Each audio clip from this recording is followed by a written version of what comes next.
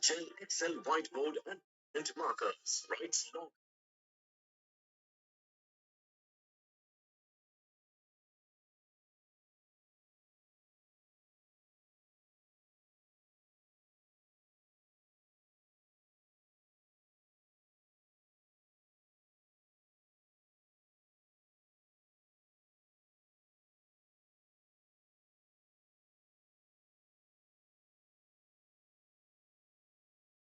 Hello, how are you? I hope you guys are doing great. I, Prabhav Sharma, welcomes you all to the Civil Point Institute Indore.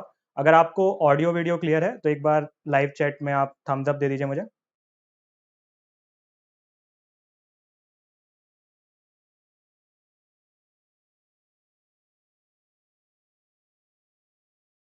Hello, अगर आपको आवाज़ आ रही है मेरी तो एक बार थम्स अप दे दीजिए लाइव चैट पे.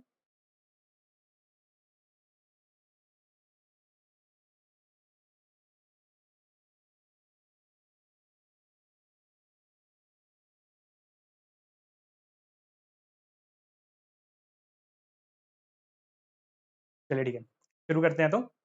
तो इस सेशन में एक हम नए सब्जेक्ट की शुरुआत करने वाले हैं जो कि है आपका सर्वेइंग. और अगर हम बेसिकली बात करें आपके एमपीपीएससी प्रिंसिपल जो वैकेंसी आई है उसके लिहाज से, तो एक इम्पॉर्टेंट सब्जेक्ट होगा क्योंकि काफ़ी बेसिक सब्जेक्ट है और काफ़ी आसानी से आप इसको एक तो कवर कर सकते हैं. और मैक्सिमम जो सर्वे होता है वो हमारा एप्टीट्यूड से ही रिलेटेड होता है. मतलब अगर आपका एप्टीट्यूड अच्छा है तो ज़्यादातर काम आपका यहाँ पर हो जाता है. ठीक है, तो बेसिकली सबसे पहले मैं अगर आपको अपने बारे में बताऊं तो मेरा नाम प्रभव शर्मा है and I have 4+ year of professional experience. I cleared GATE twice with best score of 783 और भी ये मेरी अदर क्वालिफिकेशन है, आप देख सकते हैं. तो सबसे पहले हम बात करते हैं यहाँ पर सिलेबस के बारे में. जो आपका सिलेबस है वो मेंशन है, सिर्फ आपका यहाँ पर एक लाइन का सिलेबस मेंशन है. Surveying instrument and their uses, various civil engineering survey, सिर्फ इतना ही सिलेबस आपको मेंशन है. ठीक है, पर अगर आप बात करें सर्वेइंग इंस्ट्रूमेंट के बारे में तो यहाँ पर सारी चीज़ें आपकी आ जाती हैं. जैसे सर्वेइंग इंस्ट्रूमेंट में क्या क्या होता है, तो जितने भी आपके इंस्ट्रूमेंट होते हैं वही सारी आपकी यूनिट्स यहाँ पर बन जाती हैं, तो वो हमको सारी कवर करनी पड़ेंगी.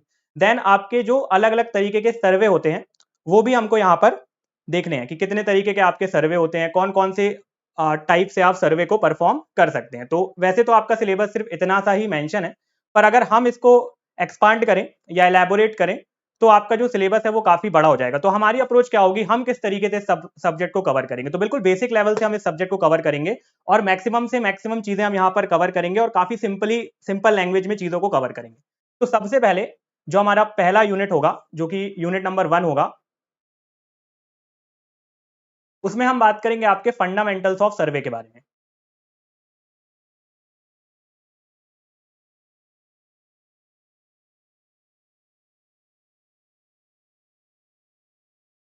ठीक है, तो फर्स्ट यूनिट में हम बात करेंगे फंडामेंटल्स ऑफ सर्वे के बारे में. काफी इंपॉर्टेंट यूनिट है अगर हम फंडामेंटल ऑफ सर्वे की बात करें, क्योंकि जो आपका सिलेबस मेंशन है वो सारी चीजें हम एक बार ब्रीफ यानी एक रिकैप या एक शॉर्ट फॉर्म में इस यूनिट में कवर कर लेंगे. जैसे कि टाइप्स ऑफ सर्वे भी हम इस यूनिट में कवर करेंगे बिल्कुल ब्रीफ में, और टाइप्स ऑफ इंस्ट्रूमेंट भी हम बिल्कुल कवर करेंगे बिल्कुल ब्रीफ में. तो इसलिए इस लिहाज से काफी इंपॉर्टेंट यूनिट होगी आपके एग्जामिनेशन के लिए. देन हम यूनिट नंबर 2 में बात करेंगे कंपास सर्वे के बारे में. ये आपकी सेकेंड यूनिट होगी. देन हम जाएंगे यूनिट नंबर 3 पे, और सॉरी यूनिट नंबर 2 पे हम बात करेंगे आपके लीनियर मेजरमेंट के बारे में, और यूनिट नंबर 3 में हम बात करेंगे कंपास सर्वेइंग के बारे में. तो यूनिट नंबर 2 होगी आपकी linear measurement.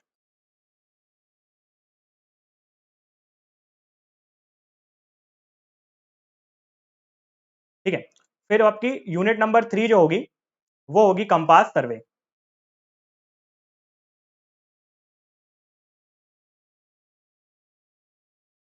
Then unit number 4 में हम बात करेंगे ट्रावर्सिंग के बारे में.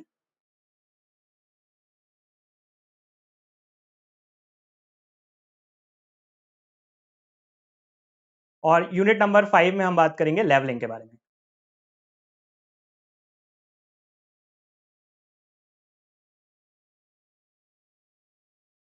इसके बाद यूनिट नंबर 6 से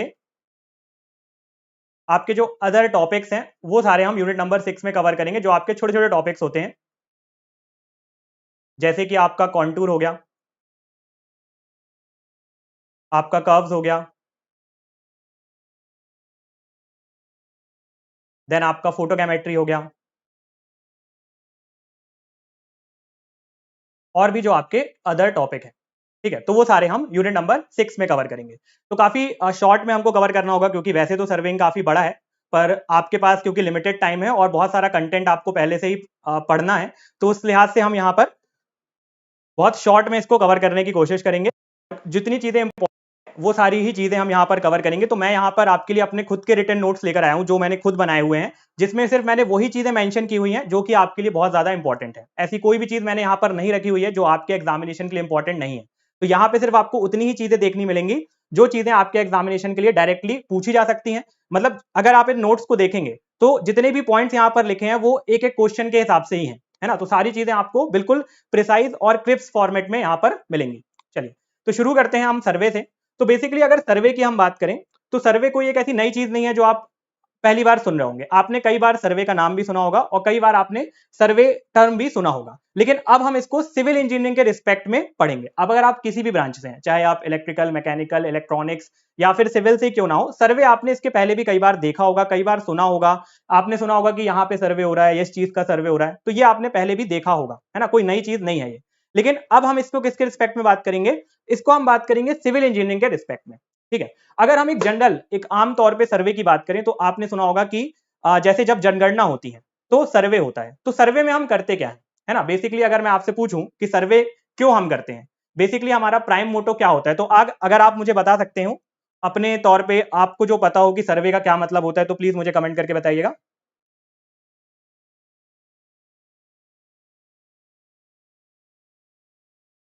कि आप क्या जानते हैं सर्वे से रिलेटेड, आप क्या जानते हैं, आपको क्या पता है सर्वे क्या होता है?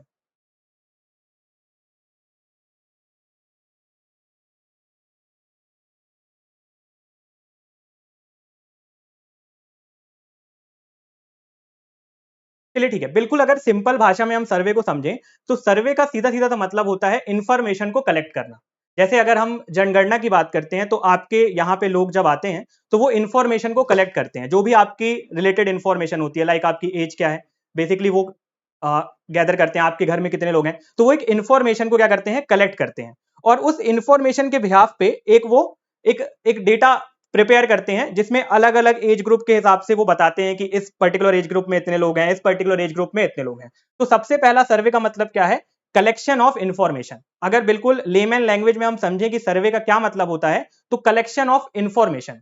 फिर इस इंफॉर्मेशन को कलेक्ट करने के बाद कुछ ना कुछ चीज हम जरूर क्या करेंगे, स्टैब्लिश करेंगे, ठीक है। तो collection of data and establishment of कोई भी, किसी भी रिस्पेक्ट में आप कोई भी चीज एस्टैब्लिश कर सकते हो। जैसे कि अगर अभी हम जनगणना की बात कर रहे हैं तो उसमें एजेस को हम स्टैब्लिश करते हैं, अलग अलग ग्रुप एजेस को हम स्टैब्लिश करते हैं, ठीक है। तो ये आपका,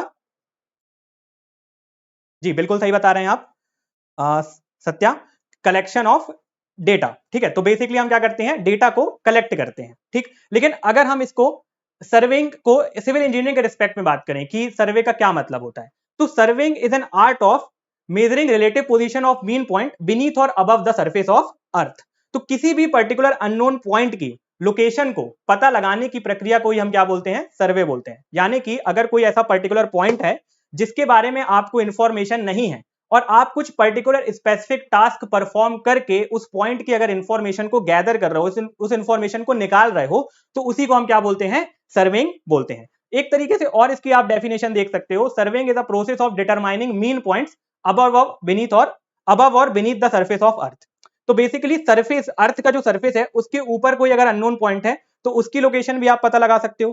कोई अगर सरफेस ऑफ अर्थ है उसके नीचे कोई पॉइंट है, जैसे हम सबसे ऊपर वाली लेयर में है अर्थ के अगर हमको नीचे जाना है तो उसके नीचे अगर हम जाते हैं तो हमारे पास मेंटल, कोर, ऐसे अलग अलग लेयर्स ऑफ अर्थ मिलते हैं।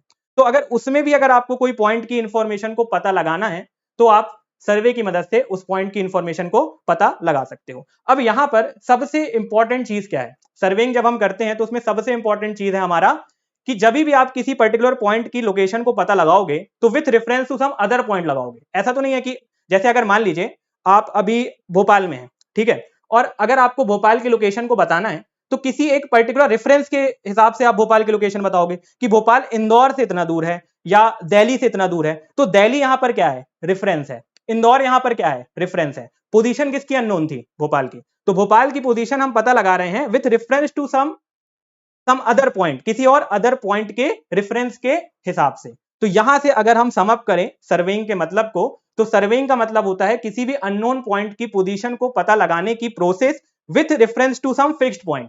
कोई हमारे पास फिक्स्ड रेफरेंस होना चाहिए जिसके रिस्पेक्ट में आप अननोन पॉइंट की लोकेशन को पता लगा रहे हो। जैसे हम बोलते हैं कि हमारा घर इस पर्टिकुलर चौराहे से इतने कदम की दूरी पे है, तो वो चौराहा क्या है, वो चौराहा हमारा रेफरेंस है। अब तक सर्वे की अगर आप डेफिनेशन क्लियर है तो मुझे बताइएगा कमेंट में कि आपको समझ में आ गया कि सर्वे क्या होता है, तो फिर हम आगे बढ़ते हैं। और अगर कोई डाउट है तो आप पूछ सकते हैं।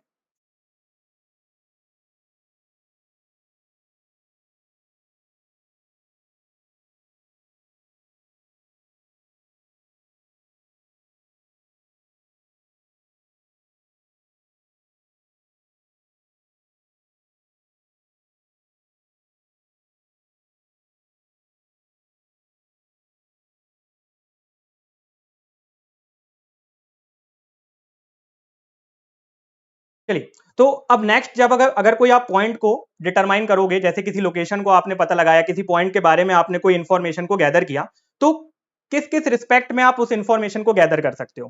ठीक है, जैसे मान लीजिए अगर आप वर्टिकल एक्सिस में बात करो तो आप हाइट निकाल सकते हो, है ना। कोई पर्टिकुलर बिल्डिंग है, उसकी हाइट आपको पता नहीं है, तो उसके हाइट के बारे में आप इंफॉर्मेशन गैदर कर सकते हो। ठीक है, हो सकता है कि आपको रिलेटिव डिस्टेंस, दो पॉइंट है, मान लीजिए एक पॉइंट ये है आपका और एक पॉइंट ये है, ठीक, तो आप हॉरिजॉन्टल डिस्टेंस निकाल सकते हो इन दो पॉइंट्स के बीच का। ठीक, मान लीजिए दो लाइंस हैं, इन दो लाइंस के बीच का आप एंगल पता कर सकते हो।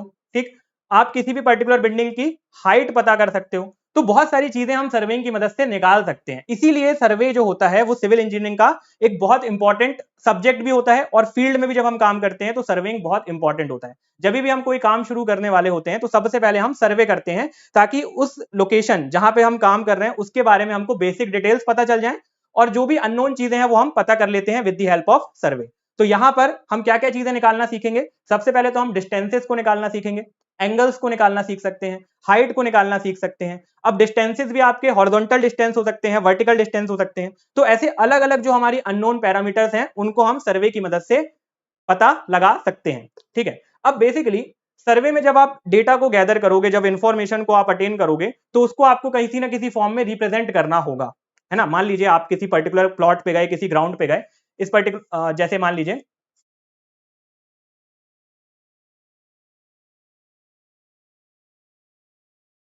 आप इस पर्टिकुलर ग्राउंड पे गए, ठीक है। अब ये आपने पोजीशंस को पता लगाई, ये अलग अलग जो पोजीशंस थे, जो कोऑर्डिनेट्स थे, वो आपने पता लगाए, इन पॉइंट्स के बारे में आपने इंफॉर्मेशन गैदर की। अब ये जो इंफॉर्मेशन आपने गैदर की है उसको कहीं ना कहीं तो आपको रिप्रेजेंट करना होगा। तो इनको आप रिप्रेजेंट दो फॉर्म में कर सकते हैं, एक तो आप मैप के फॉर्म में कर सकते हैं और एक आप प्लान के फॉर्म में कर सकते हैं। तो अब बात आती है कि मैप क्या है और प्लान क्या है, इनके बीच में बेसिक डिफरेंस क्या है। हमने क्या किया, जो इंफॉर्मेशन गैदर की उसको हमको क्या करना है, अब प्रेजेंट करना है। तो प्रेजेंट करने के लिए हमारे पास दो फॉर्म होते हैं, एक होता है मैप और एक होता है प्लान। ठीक, अब मैप क्या होता है और प्लान क्या होता है। तो आपने देखा होगा कि इंडिया का मैप होता है ना, और आपने देखा होगा कि आपके घर का प्लान होता है। आपने कभी ऐसा सुना है क्या कि इंडिया का प्लान है और आपके घर का मैप है? नहीं सुना होगा। तो जब हमको एक बहुत बड़े एरिया को दिखाना होता है, जैसे इंडिया एक बहुत बड़ा एरिया है, मध्य प्रदेश की अगर मैं बात करूं, या फिर मैं वर्ल्ड की बात करूं, या एशिया की बात करूं, तो एक बहुत बड़ा एरिया है। तो जब मुझे एक बहुत बड़े एरिया को, किसी पर्टिकुलर लोकेशन, बहुत बड़ी लोकेशन को दिखाना होता है, तब मैं यूज करता हूं मैप। और अगर मुझे कोई छोटा सा एरिया है, जैसे कि आपका घर है, ठीक है, होके मान लीजिए 2000 स्क्वायर फीट, 4000 स्क्वायर फीट, है ना, इतना ही हो सकता है, या 10,000 स्क्वायर फीट, तो जब मुझे एक रिलेटिवली छोटे एरिया को दिखाना है, ठीक है, रिलेटिवली एक छोटे एरिया को दिखाना है, तब मैं यूज करूंगा प्लान।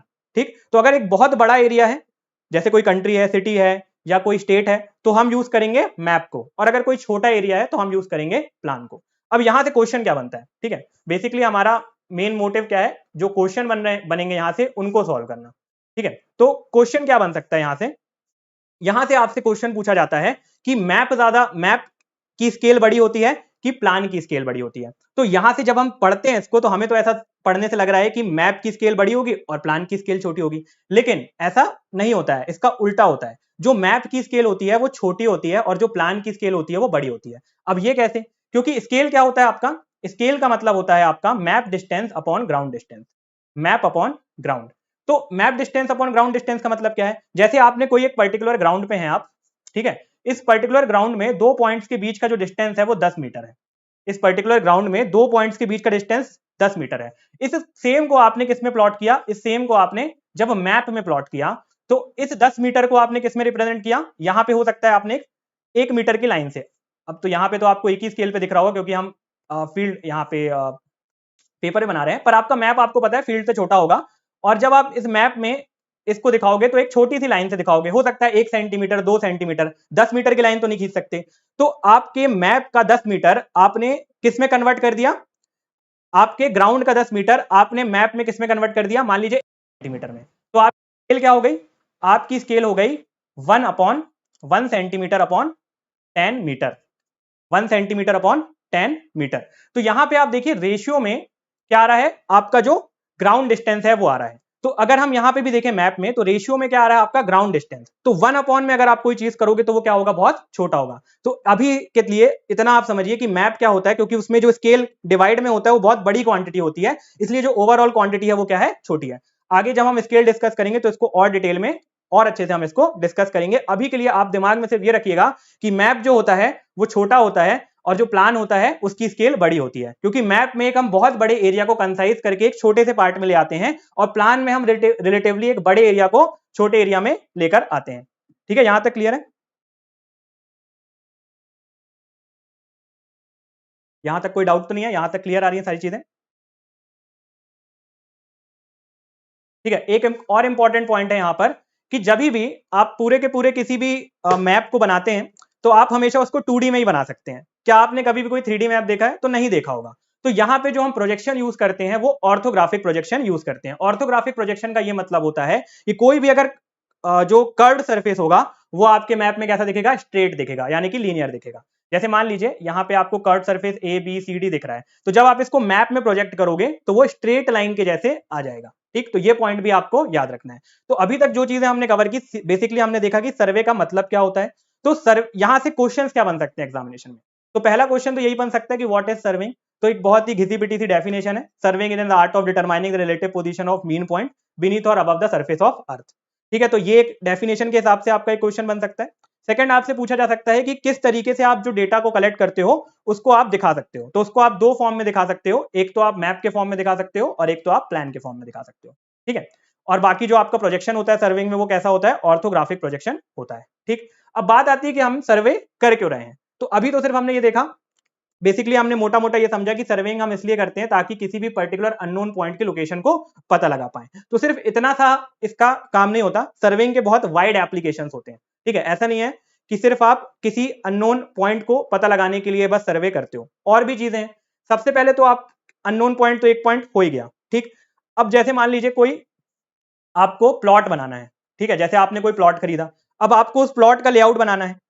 ठीक है, अगर उस प्लॉट का अगर आपको लेआउट बनाना है तो आप कैसे बनाओगे, आपको सर्वे करना पड़ेगा। आपने देखा होगा कि हम टेप लेकर निकल जाते हैं और उस पर्टिकुलर प्लॉट का लेआउट बनाते हैं, है ना। जैसे मान हमको पता होता है, देखिए इसको हम ऐसे समझ सकते हैं, जैसे जब भी हम कभी प्लॉट देखने जाते हैं तो ये रोड जा रही है। ठीक, यहाँ पे हो सकता है किसी एक्स का प्लॉट है, तो आप कैसे देखते हो कि इस पर्टिकुलर एक्स के प्लॉट से आपका जो प्लॉट है वो मान लीजिए 2 मीटर पे है, तो फिर 2 मीटर बाद आप एक पॉइंट स्टैब्लिश यहाँ पे करोगे, 2 मीटर पॉइंट के बाद आप एक पॉइंट स्टैब्लिश यहाँ करोगे, फिर आपको पता है कि रोड के सेंटर से मेरा एक पॉइंट यहाँ पे है तो आपने यहाँ से कर लिया। फिर आपको हो सकता है कि इधर से भी रोड जा रही हो, तो इधर से आपको पता होगा कि रोड के सेंटर से आपका एक पॉइंट इधर पे है। तो इस तरीके से अगर आपको कोई लेआउट बनाना है, कोई प्लान बनाना है या कोई पोजीशन को मार्कआउट करना है, तो उसके लिए भी सर्वे जो होता है वो बहुत ज्यादा इंपॉर्टेंट होता है। ठीक है, थर्ड क्या होता है कि कभी कभी हमको एरिया और वॉल्यूम को मेजर करना होता है। तो जो मैंने आपको थर्ड टॉपिक बताया अदर्स में, जो मैंने आपको बताया, तो उसमें हम measurement of area and volume भी देखेंगे। सर्वे की मदद से आप किसी अननोन ग्राउंड का एरिया और वॉल्यूम भी कैलकुलेट कर सकते हो। ठीक, आप किसी अननोन हाइट को भी निकाल सकते हो। तो यहां पे आप और चीजें ऐड कर लीजिए,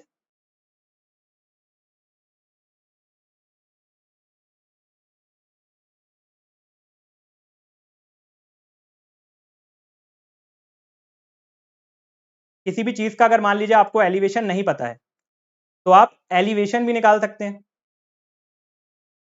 ठीक है, अगर मान लीजिए आपको प्रिपेयर करना है मैप और plan, prepare map and plan, तो वो भी आप सर्वे की मदद से कर सकते हैं। तो सर्वे की मदद से आप अननोन पॉइंट्स के बारे में पता लगा सकते हैं, किसी भी लेआउट को मार्क कर सकते हैं, कोई भी अननोन बाउंड्रीज है उनको आप बना सकते हो, एरिया एंड वॉल्यूम निकाल सकते हो, एलिवेशन हाइट निकाल सकते हो, एंगल्स निकाल सकते हो, मैप और प्लान प्रिपेयर कर सकते हो। तो ये हमारे बेसिक क्या हो जाते हैं, ऑब्जेक्टिव ऑफ सर्वे। इन वजहों से हम सर्वे को परफॉर्म करते हैं, ठीक है। तो इस वजह से हम सर्वे को परफॉर्म करते हैं। अब बेसिकली हम सर्वे करेंगे किसका, सर्वे हम करेंगे अर्थ का, है ना।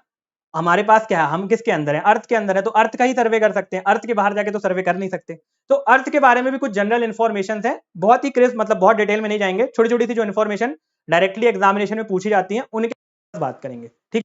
तो अर्थ के बारे में कुछ इन्फॉर्मेशन जब तक हमको नहीं होगी तब तक हम अच्छे से क्या नहीं कर पाएंगे, सर्वे को परफॉर्म नहीं कर पाएंगे, ठीक है। तो अर्थ का सबसे पहले बात आती है शेप ऑफ द अर्थ क्या है, क्योंकि अर्थ का अगर हम सर्वे कर रहे हैं तो हमें अर्थ के शेप के बारे में पता होना चाहिए, है ना। हमारे पास रेफरेंस होते हैं, नॉर्थ पोल, साउथ पोल, तो उन रेफरेंस के हिसाब से हम सर्वे करेंगे, ठीक है। जैसे अभी मान लीजिए हम किसी घर का छोटा काम कर रहे हैं, छोटा सर्वे कर रहे हैं, तो उसमें रेफरेंस उतना ज्यादा इंपॉर्टेंट नहीं होता, ठीक है। हो सकता है आप 2-4 सेंटीमीटर 5 सेंटीमीटर आगे पीछे कर दोगे, कोई फर्क नहीं पड़ेगा, ठीक है। लेकिन अगर मान लीजिए आप अपनी इंडिया की बाउंड्री बना रहे हो चाइना के बाजू में, तो आप उधर पे 1-2 मीटर इधर उधर नहीं कर सकते, 1-2 सेंटीमीटर भी नहीं कर सकते, क्योंकि वहां पे फिर क्या हो जाएगा, बहुत चाउस हो जाएगा, बहुत फिर क्या हो सकता है, लड़ाई झगड़ा हो सकता है। तो उसके लिए हमको क्या करना, पता होना चाहिए, हमारे पास फिक्स्ड रेफरेंसेस होते हैं, ठीक है। तो फिक्स्ड रेफरेंस किसके रिस्पेक्ट में होते हैं, हमारे अर्थ के रिस्पेक्ट में होते हैं, नॉर्थ पोल से इतना, साउथ पोल से इतना। तो उन फिक्स्ड रेफरेंस के बारे में जब हमको पता होगा, तभी हम बहुत जो इंपॉर्टेंट वर्क है उस टाइम पे सर्वे कर पाएंगे और डेटा को स्टैब्लिश कर पाएंगे, पॉइंट्स को स्टैब्लिश कर पाएंगे। तो सबसे पहले जो सबसे बेसिक चीज है, हमारे अर्थ की 2 एक्सेस होती हैं, एक होती है इक्वेटोरियल एक्सिस और एक होती है पोलर एक्सिस। तो कैसे याद रखें इसको, अगर मान लीजिए आपको नहीं याद रहता है, ठीक है, वैसे तो आप लोग को याद रहता होगा, पर फिर भी मैं मान रहा हूं कि अगर आपको नहीं याद रहता है, तो पोल का मतलब क्या होता है, पोल का मतलब वर्टिकल। तो ये जो आपकी एक्सिस है, this is your polar axis, ये क्या है आपकी पोलर एक्सिस, ठीक है। और ये जो आपकी एक्सिस है, ये कौन सी एक्सिस है, इक्वेटोरियल एक्सिस, ठीक है। तो अर्थ की आपकी 2 एक्सिस होती हैं, एक तो पोलर एक्सिस और एक इक्वेटोरियल एक्सिस। तो जो पोलर एक्सिस होती है वो छोटी होती है, पोलर एक्सिस जो होती है वो छोटी होती है। हम ये क्यों पढ़ रहे हैं, ताकि हम शेप ऑफ द अर्थ को बता पाए। अगर मान लीजिए ये अर्थ है, ठीक है, ये अर्थ है, ये आपकी पोलर एक्सिस है और ऐसे में आपकी इक्वेटोरियल एक्सिस है, तो पोलर एक्सिस और इक्वेटोरियल एक्सिस के बारे में पता होगा तो आप अर्थ के शेप को भी बता पाओगे। तो जो आपकी पोलर एक्सिस है, इट इज 43.5 किलोमीटर शॉर्टर, यानी अगर मैं 2 एक्सिस की बात करूं, ये आपकी पोलर एक्सिस है और ये अगर आपकी इक्वेटोरियल एक्सिस है, तो ये जो आपकी पोलर एक्सिस है ये 43.5 किलोमीटर छोटी है, यानी ये जो पोलर एक्सिस है कितनी छोटी है, 43.5 किलोमीटर छोटी है, किससे, इक्वेटोरियल एक्सिस से। तो अगर हम थोड़ा बहुत शेप यहां पर देखें तो कुछ इस तरीके से शेप हो सकता है ना, थोड़ा ज्यादा बना दिया ताकि आपको समझ में आए। तो ये एक्सिस अगर छोटी है और ये एक्सिस बड़ी है तो शेप हमारा कुछ इस तरीके से हो सकता है, ठीक है। तो अगर मैं बताऊं इक्वेटोरियल एक्सिस मुझे निकालना हो और मुझे पोलर एक्सिस गिवन है, तो उसमें अगर मैं 43.5 किलोमीटर ऐड करूंगा तो मुझे क्या मिल जाएगी, तो मुझे इक्वेटोरियल एक्सिस मिल जाएगी। सेकंड क्या होता है कि जो अर्थ का सदर्न हेमिस्फीयर है, सदर्न हेमिस्फीयर यानी कि जो नीचे वाला पार्ट वो बड़ा है और जो ऊपर वाला पार्ट है वो छोटा है। तो जैसे आपने एग देखा होगा, एग का नीचे वाला पार्ट क्या होता है, बड़ा होता है, ऊपर वाला पार्ट छोटा होता है। तो उसी तरीके से अर्थ का भी पार्ट है, ठीक। अब अर्थ का अगर मैं 2 चीजें मुझे समझ में आई कि इक्वेटोरियल एक्सिस भी उसकी बड़ी है और जो नीचे वाला सदर्न हेमिस्फीयर है वो भी बड़ा है, ठीक है। इक्वेटोरियल एक्सिस भी बड़ी है और जो उसका सदर्न वाला पार्ट है, जो उसका सदर्न हेमिस्फीयर है वो भी बड़ा है। तो अब मुझसे यहां से ये समझ में आ रहा है कि अर्थ का कोई एक फिक्स शेप नहीं हो सकता, है ना। अब अगर आप अर्थ को एग शेप का तो बोल नहीं सकते, क्योंकि सिर्फ और सिर्फ एग शेप का तो नहीं है ना, यहाँ पे उसकी इक्वेटोरियल एक्सिस भी बड़ी है, यानी ये वाला एक्सिस भी बड़ा है, साथ ही साथ ये वाला एक्सिस बड़ा है। तो इस शेप का तो कुछ होता ही नहीं है ना, तो आप इसको स्फेयर बोल सकते हो, ना ही इसको आप ओवल बोल सकते हो, ना ही आप इसको इलिप्स बोल सकते हो, और स्फेरिकल तो आप इसको बोल ही नहीं सकते। तो फिर अर्थ को हम क्या बोलते हैं, तो अर्थ को हम बोलते हैं जियोइड। अर्थ का शेप क्या है, जियोइड। अब आपके दिमाग में क्वेश्चन आ रहा होगा कि जियोइड क्या होता है, जियोइड कौन से शेप को हम बोलते हैं। तो जियोइड कोई शेप नहीं होता है, जैसे ये अगर मान लीजिए कोई शेप है, ठीक है, ये बॉटल है, ठीक। अगर मैं इस शेप को क्या बोल दूं, जियोइड, तो कल से इसको कैसे जाने लगेगा, अगर कोई भी ऐसी बॉटल है जिसका शेप इस तरीके से है तो उसको मैं जियोइड बोल रहा हूं। तो जो अर्थ का शेप है उसको हम जियोइड बोलते हैं। जैसे मान लीजिए ये शेप है आपका, ये आपका शेप है, ठीक। इस शेप को हम क्या बोलते हैं, क्यूबॉइड बोलते हैं। क्यों बोलते हैं, क्योंकि इस पर्टिकुलर शेप को हमने क्यूबॉइड नाम दे रखा है ना। अगर मैं इसको ट्राइंगल बोलता होता तो इसको देख के आपके दिमाग में ट्राइंगल आता। तो इसी तरीके से क्योंकि हम अर्थ के एक्चुअल शेप के बारे में पता नहीं लगा पा रहे थे तो हमने उसको एक नाम ही दे दिया, जियोइड। तो शेप ऑफ द अर्थ क्या बोला जाता है, शेप ऑफ द अर्थ को हम जियोइड बोलते हैं। तो ये क्वेश्चन भी आपके एग्जामिनेशन के लिए इंपॉर्टेंट है कि what is the shape of the earth, तो the shape of the earth is geoid. पर अगर आप शेप अर्थ के शेप को जियोइड कंसीडर कर लोगे तो क्या आप कैलकुलेशन कर पाओगे, तो कैलकुलेशन करना फिर हमारे लिए काफी मुश्किल हो जाएगा। तो हम शेप को जब अर्थ को जब मतलब जब हम सर्विंग करते हैं, जब हम कैलकुलेशंस करते हैं, तो हम शेप ऑफ द अर्थ को कंसीडर करके चलते हैं एज अ सर्कुलर, ठीक है, ताकि हमारी जो मैथमेटिक्स है, जो हमारी कैलकुलेशन है, वो इजियर हो जाए। तो यहां तक क्लियर है? यहां तक कोई डाउट तो नहीं है? कोई डाउट है तो आप पूछ सकते हो।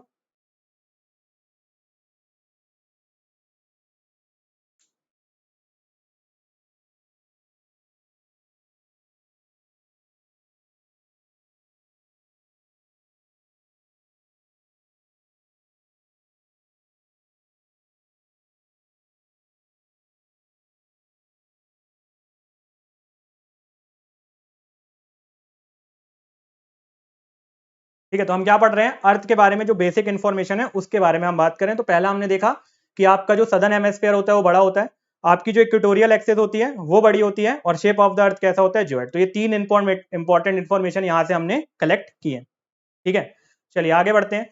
अब बात आती है अगर पूरे के पूरे अर्थ को, ठीक है, पूरे के पूरे अर्थ को किसी एक पर्टिकुलर ऐसा सर्कल में खींचूं अर्थ के ऊपर कि अर्थ को दो इक्वल पार्ट में वो डिवाइड कर दे। जैसे मान लीजिए अर्थ है, इसके ऊपर मैं एक रबर बैंड लगा दूं, तो वो कहीं पे भी मैं वो रबर बैंड लगाऊं, वो दोनों अर्थ के पार्ट को इक्वल, दोनों अर्थ मतलब दोनों साइड को इक्वल पार्ट में डिवाइड कर देगा।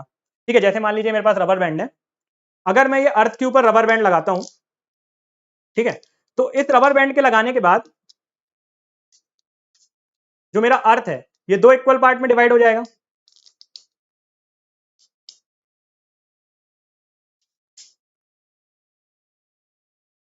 ओके, तो सत्या पूछ रहे हैं कि what is the relation between northern hemisphere and southern hemisphere. तो बेसिकली हमारे पास यही रिलेशनशिप है कि जो आपका सदर्न हेमिस्फेयर है वो नदर्न हेमिस्फेयर से बड़ा है। सिर्फ हमारे पास इतना इन्फॉर्मेशन है। ठीक है, अब रिलेशनशिप ऐसा कोई हमने स्टैब्लिश नहीं किया हुआ है कि कोई हम डेरिवेशन आपको बता पाए कि southern hemisphere is this much times of northern hemisphere. तो ऐसा कुछ भी नहीं है, बस हमें इतना इन्फॉर्मेशन है कि थोड़ा सा हमारा जो सदर्न हेमिस्फेयर है वो बड़ा है नदर्न हेमिस्फेयर से। ठीक है, तो मैं क्या बता रहा हूं, अगर कोई भी एक ऐसा सर्कल में खींचूं जो आपके पूरे के पूरे अर्थ को दो इक्वल पार्ट में डिवाइड करे, तो इस सर्कल को मैं बोलता हूं ग्रेट सर्कल।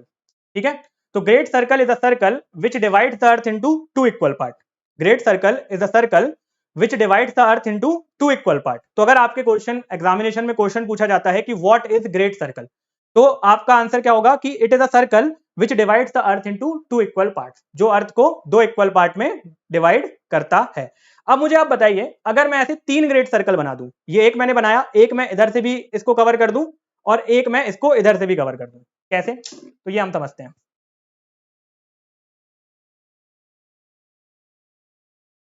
ये आपका अर्थ है, ठीक है। इस अर्थ में अगर मैं तीन रबर बैंड से आपको ज्यादा अच्छे से आप रेफरेंस ले पाओगे, तो एक रबर बैंड मैंने इधर पे मारा, ठीक है, एक रबर बैंड मैंने ऐसे लगाया, कहीं किसी भी डायरेक्शन पे आप लगा के देख लीजिएगा, कहीं पे भी रैंडमली आप तीन रबर बैंड किसी भी अर्थ किसी भी स्फीयर पे लगा के देखिएगा, तो आपको ना एक सर्कल मिलेगा। ठीक है, तो ये सॉरी आपको एक ट्राइंगल मिलेगा, ये बीच में आपको एक ट्राइंगल मिलेगा। ठीक है, तो इस ट्राइंगल को हम क्या बोलते हैं? स्फेरिकल ट्राइंगल बोलते हैं। तो जब आपका तीन तीन ग्रेट सर्कल किसी भी जब तीन ग्रेट सर्कल हमारे अर्थ को इंटरसेक्ट करते हैं, तो जो बीच में हमको ट्राइंगल मिलता है that is known as the spherical triangle. ठीक है, तो ये जो स्फेरिकल ट्राइंगल है इसकी प्रॉपर्टीज हमारे लिए काफी इंपॉर्टेंट होती है, डायरेक्टली आपके यहां से क्वेश्चन बनते हैं। तो जो आपका स्फेरिकल ट्राइंगल होता है उसका ये जो एंगल्स होते हैं, ठीक है, ये जो एंगल होते हैं ये कहां से कहां तक होते हैं? 0 से लेकर 360 डिग्री के बीच में होते हैं। इसकी जो ये साइड दिख रही है आपको, ये एक साइड दिख रही है आपको, ये एक साइड दिख रही है, और ये एक साइड दिख रही है। तो आपको ऐसे कर्व दिख रही होगी ये साइड, है ना, इस तरीके से आपको ये साइड दिख रही होगी। तो ये जो साइड होती है ये आपकी लेस देन 180 डिग्री आपको दिख ही रही है, तो ये जो साइड होती है ये 180 डिग्री से कम होगी। ठीक है, तो दो इंफॉर्मेशन हमको यहां से मिली। पहली इंफॉर्मेशन हमको ये मिली कि जब कोई भी तीन ग्रेट सर्कल एक स्फेयर को या अर्थ को इंटरसेक्ट करते हैं, काटते हैं, तो बीच में जो हमको ट्राइंगल मिलता है it is known as the spherical triangle. Spherical triangle की जो साइड होती है वो 0 से लेकर 360 डिग्री के बीच में होती हैं। सेकंड, जो स्फेरिकल ट्राइंगल का साइड होता है, एक साइड की अगर मैं बात करूं, ट्राइंगल के तीन साइड होते हैं, तो अगर हम एक साइड की बात करें तो that one side will always be less than 180 degree. वो एक साइड आपका 180 डिग्री से हमेशा क्या होगा? कम होगा। क्लियर है? तो एक साइड आपका हमेशा 180 डिग्री से कम होगा। नेक्स्ट आपका जो सम ऑफ एंगल्स होगा, यानी तीनों एंगल को अगर आप मिला देते हो, इस एंगल को, इस एंगल को और इस एंगल को, तो तीनों एंगल को मिलाने के बाद जो आपको टोटल सम मिलता है वो 180 डिग्री टू 540 डिग्री के बीच में मिलता है। तो तीन क्वेश्चन यहां से बनते हैं। पहला क्वेश्चन ये बनता है कि जो आपका स्फेरिकल एंगल होता है वो कितने डिग्री तक हो सकता है, तो 0 से लेकर 360। सम ऑफ जो स्फेरिकल एंगल होता है, ये सबसे ज्यादा क्वेश्चन पूछा जाता है, सम ऑफ स्फेरिकल एंगल। तो आपके सम ऑफ स्फेरिकल एंगल 180 डिग्री से लेकर 540 डिग्री के बीच तक होते हैं। और अगर हम बात करें एक साइड की, तो one side is less than 180 degree. तो ये पॉइंट भी आपको याद रखना है, ठीक है। इसके बाद अब क्या होता है कि जब हम कोई भी सर्वे कर रहे होते हैं, तो आपको पता है कि शेप ऑफ द अर्थ कैसा है। शेप हमारा जो अर्थ है, अगर हम टॉप मोस्ट लेयर पे हम रहते हैं, है ना, हम अर्थ की कहां पे होंगे, लगभग लगभग टॉप मोस्ट लेयर पे होंगे।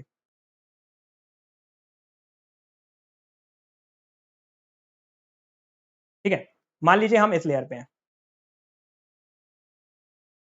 तो जब हम इस पॉइंट से इस पॉइंट पे जा रहे होंगे, तो एक्चुअल में तो हम कहां पे होंगे, इस लेयर पे होंगे हम, है ना। हम कहां पे होंगे, यहां पे होंगे। लेकिन जब हम कोई भी डिस्टेंस को मेजर करते हैं, तो इस कर्वेचर को हम कंसीडरेशन में नहीं लेते हैं। ये जो आपका कर्वेचर है, इसको हम कंसीडरेशन पे नहीं लेते हैं। तो अगर आप इसको कंसीडरेशन पे नहीं लेते हो और आप अपना सर्वे कर लेते हो, आप अपना लेंथ को मेजर कर लेते हो, तो बेसिकली जब आप 12 किलोमीटर का डिस्टेंस मेजर करते हो, तो 1 सेंटीमीटर का एरर आ जाएगा। क्योंकि आपने कैसा मेजर किया, आपने, ये मैं ब्लैक से बनाता हूं, आपने एक्चुअल में इस पॉइंट से इस पॉइंट के बीच में ऐसे मेजर कर लिया, सीधी लाइन, है ना। मान लीजिए ये पॉइंट है और ये बी पॉइंट है, तो आपने तो सीधी लाइन मेजर कर ली, पर एक्चुअल में क्या होगी, कर्व्ड होगी। तो आपने 12 सेंटीमीटर क्या कर दिया, कम नाप लिया। क्योंकि कर्वेचर ऑफ द अर्थ अगर आपने कंसीडरेशन में नहीं लिया, तो हर 12 किलोमीटर डिस्टेंस को नापने में आप कितना गलती कर देते हो, हमेशा 12 किलोमीटर नापने में आप 1 सेंटीमीटर की गलती कर देते हो। ठीक है, क्या बोल रहा हूं मैं कि दो पॉइंट है, एक पॉइंट यहां पे, एक पॉइंट यहां पे। तो जब आप इसको में एक्चुअल में देखोगे, तो अर्थ का सरफेस कैसा है, कर्व है, पर वो कर्वेचर इतना ज्यादा है कि हम जब उस पर चलते हैं तो हमें वो समझ में नहीं आता है ना। जब हम उसमें चलते हैं तो हमें समझ में नहीं आता है। लेकिन जब हम कोई भी दो पॉइंट को मेजर, जैसे एक पॉइंट से बी पॉइंट जब हम मेजर करते हैं, तो इस कर्वेचर को तो हम कंसीडर नहीं करेंगे, हम सीधे मेजर कर लेते हैं। तो अगर हम सीधे मेजर कर लेते हैं, तो हर 12 किलोमीटर डिस्टेंस को जब हम मेजर करते हैं, तो 1 सेंटीमीटर का क्या जाता है, एरर जाता है। तो ये भी आपको पूछा जाता है। और इसी तरीके से अगर मैं एंगल में बात करूं, तो जब हम 195 किलोमीटर स्क्वायर का एरिया, यानी कितना बड़ा एरिया है 195, आप सोच सकते हैं, तो 195 यानी कि आपका ऑलमोस्ट 40 इंटू 50 किलोमीटर स्क्वायर का एरिया। तो जब आप इतना बड़ा एरिया को क्या कर रहे हो, मेजर कर रहे हो, तो 1 सेकंड का डिस्टेंस, 1 सेकंड का एरर आ जाता है। तो ये दो क्वेश्चन भी आपके एग्जामिनेशन में पूछे जाते हैं। क्लियर है। तो यहां तक हमने जितना भी अभी डिस्कशन किया है, अगर आपको क्लियर है तो आप एक बार क्लियर कमेंट कर सकते हैं, तो फिर हम आगे बढ़ेंगे। और कोई भी डाउट हो तो आप पूछ सकते हैं।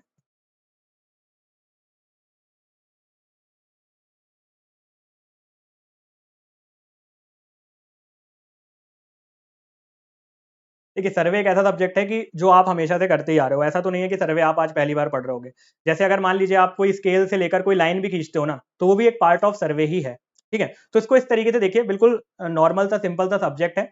और बेसिकली मैक्सिमम चीजें आपके एप्टीट्यूड में, मतलब आपको देख के समझ में आएगा कि हाँ, ये अगर एंगल मेजर कर रहे हैं तो कैसे करेंगे, लेंथ मेजर कर रहे हैं तो कैसे करेंगे, वही सारी चीजें हम यहाँ पर देखेंगे। कुछ कुछ इंस्ट्रूमेंट्स हैं जो हम एडिशनल यूज करते हैं सर्वे में, तो वो मैं आपको इमेजेस भी दिखा दूंगा और आपको समझा भी दूंगा कि कैसे होते हैं। तो काफी सबसे अगर सिंपलेस्ट सब्जेक्ट हम बात करें सिविल इंजीनियरिंग का, तो वो सर्वे है। ठीक है, तो बिल्कुल नॉर्मल तरीके से आप इसको पढ़िएगा और बिल्कुल भी इसमें लोड मत लीजिएगा, बन ही जाएगा ये सब्जेक्ट। क्योंकि इतने बेसिक बेसिक क्वेश्चन यहाँ से आपके बनेंगे, डायरेक्टली मैं आपको सारे क्वेश्चन ही बता दूंगा। और अगर मैं इस सेशन के बाद आपको डायरेक्ट क्वेश्चन दे भी दूं, सॉल्व नहीं भी कराऊं, तो भी आप सारे क्वेश्चन कर लोगे, इतने बेसिक क्वेश्चन यहाँ से आते हैं। ठीक है, अब हम बात करते हैं हमारे सिलेबस में जो सबसे पहला पॉइंट है। ठीक है, तो ये हमने कुछ बेसिक बेसिक बातें कर ली, सर्वे क्या होता है, किस और शेप ऑफ द अर्थ वगैरह क्या होता है। तो आप देखेंगे कि यहाँ पे आपको एक तो दिया हुआ है surveying instrument and their uses. तो पहले पार्ट में हमको तो ये समझना है कि सर्वेइंग इंस्ट्रूमेंट कौन कौन से होते हैं और उनका यूज क्या होता है। सेकंड आपको दिया हुआ है वेरियस सिविल इंजीनियरिंग सर्वे। तो वो अब अभी यहाँ पे हम थोड़ा सा ब्रीफ में समझेंगे। ठीक है, उसके बाद उसको एक्सपांड भी करेंगे, एलैबोरेट करके एक एक यूनिट में उसको समझेंगे भी।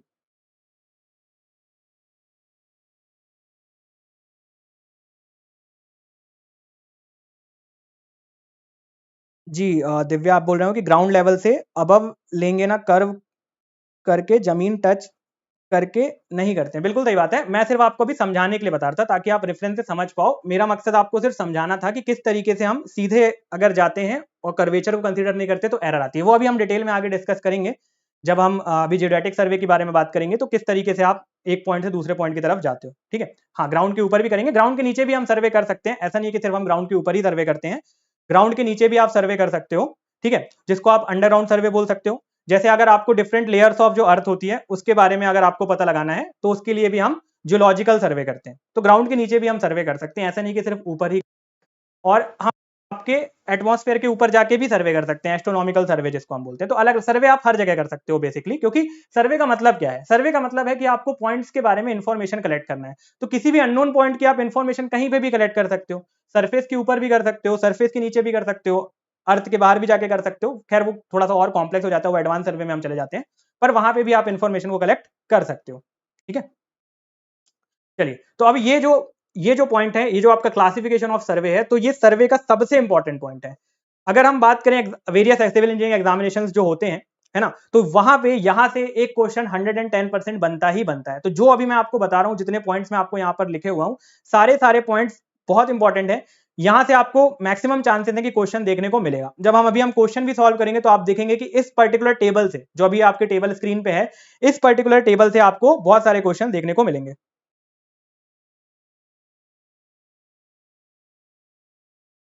ठीक है, तो सत्य आप पूछ रहे हैं कि sir if we measure directly with tape then error होगी। बिल्कुल एरर हो सकती है, डिपेंड करता है। वो आगे हम जब लीनियर मेजरमेंट की बात करेंगे तो मैं आपको एरर्स के बारे में बताऊंगा।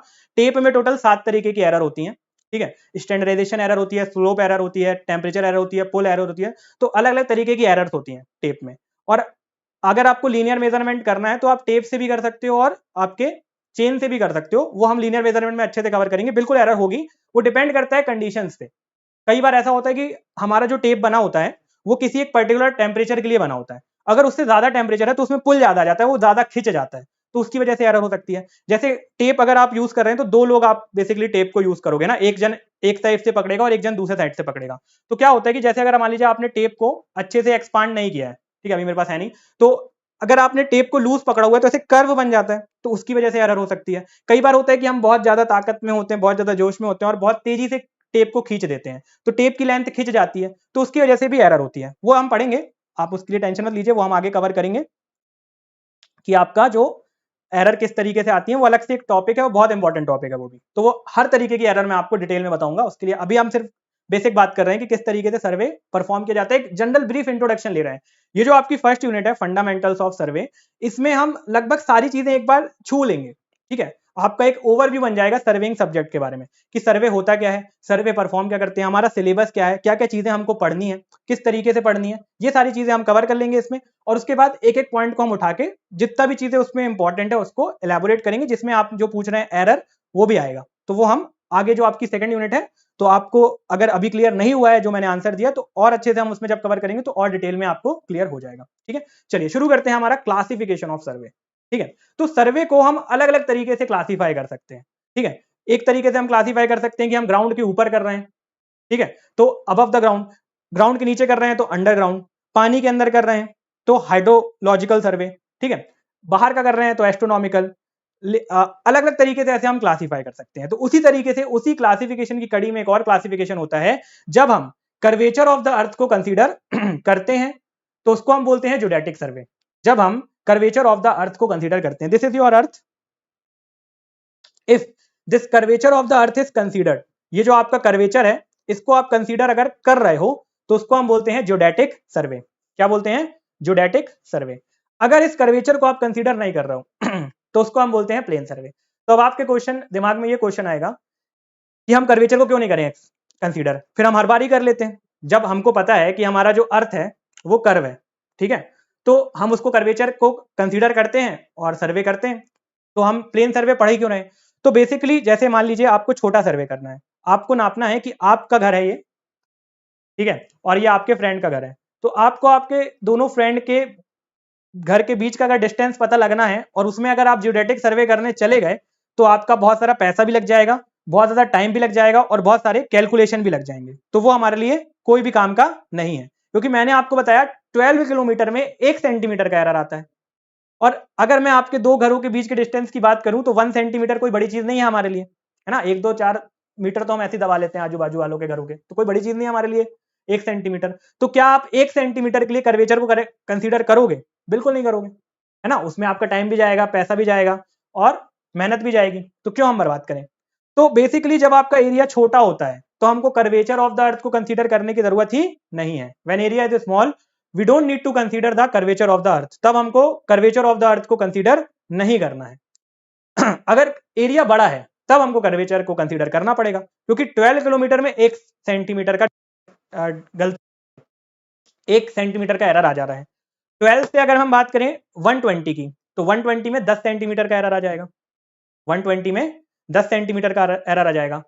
120 से एक जीरो और बढ़ा दीजिए, तो 120 यानी कि 1200 किलोमीटर की जब मैं बात करूंगा तो 100 सेंटीमीटर का डिस्टेंस आ जाएगा। 100 सेंटीमीटर इक्वल्स टू 1 मीटर, तो 1 मीटर तो एक बड़ी वैल्यू है ना, छोटी वैल्यू नहीं है। तो जब आपका एरिया बड़ा होता है तब हमको कर्वेचर ऑफ द अर्थ को कंसीडर करना पड़ता है।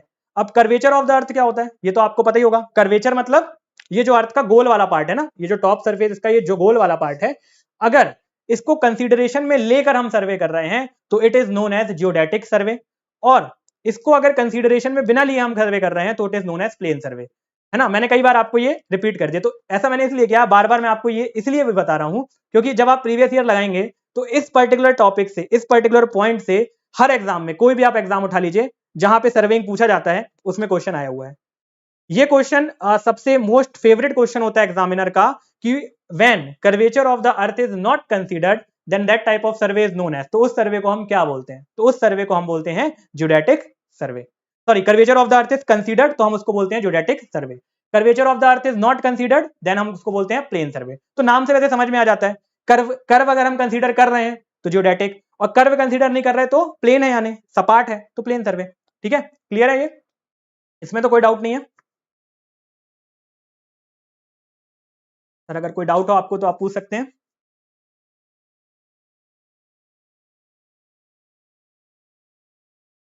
ठीक है, क्योंकि इंपॉर्टेंट है, अगर कुछ भी ऐसा लग रहा है कि नहीं समझ में आ रहा है तो आप पूछिएगा, क्योंकि ये आपको क्लियर होना चाहिए।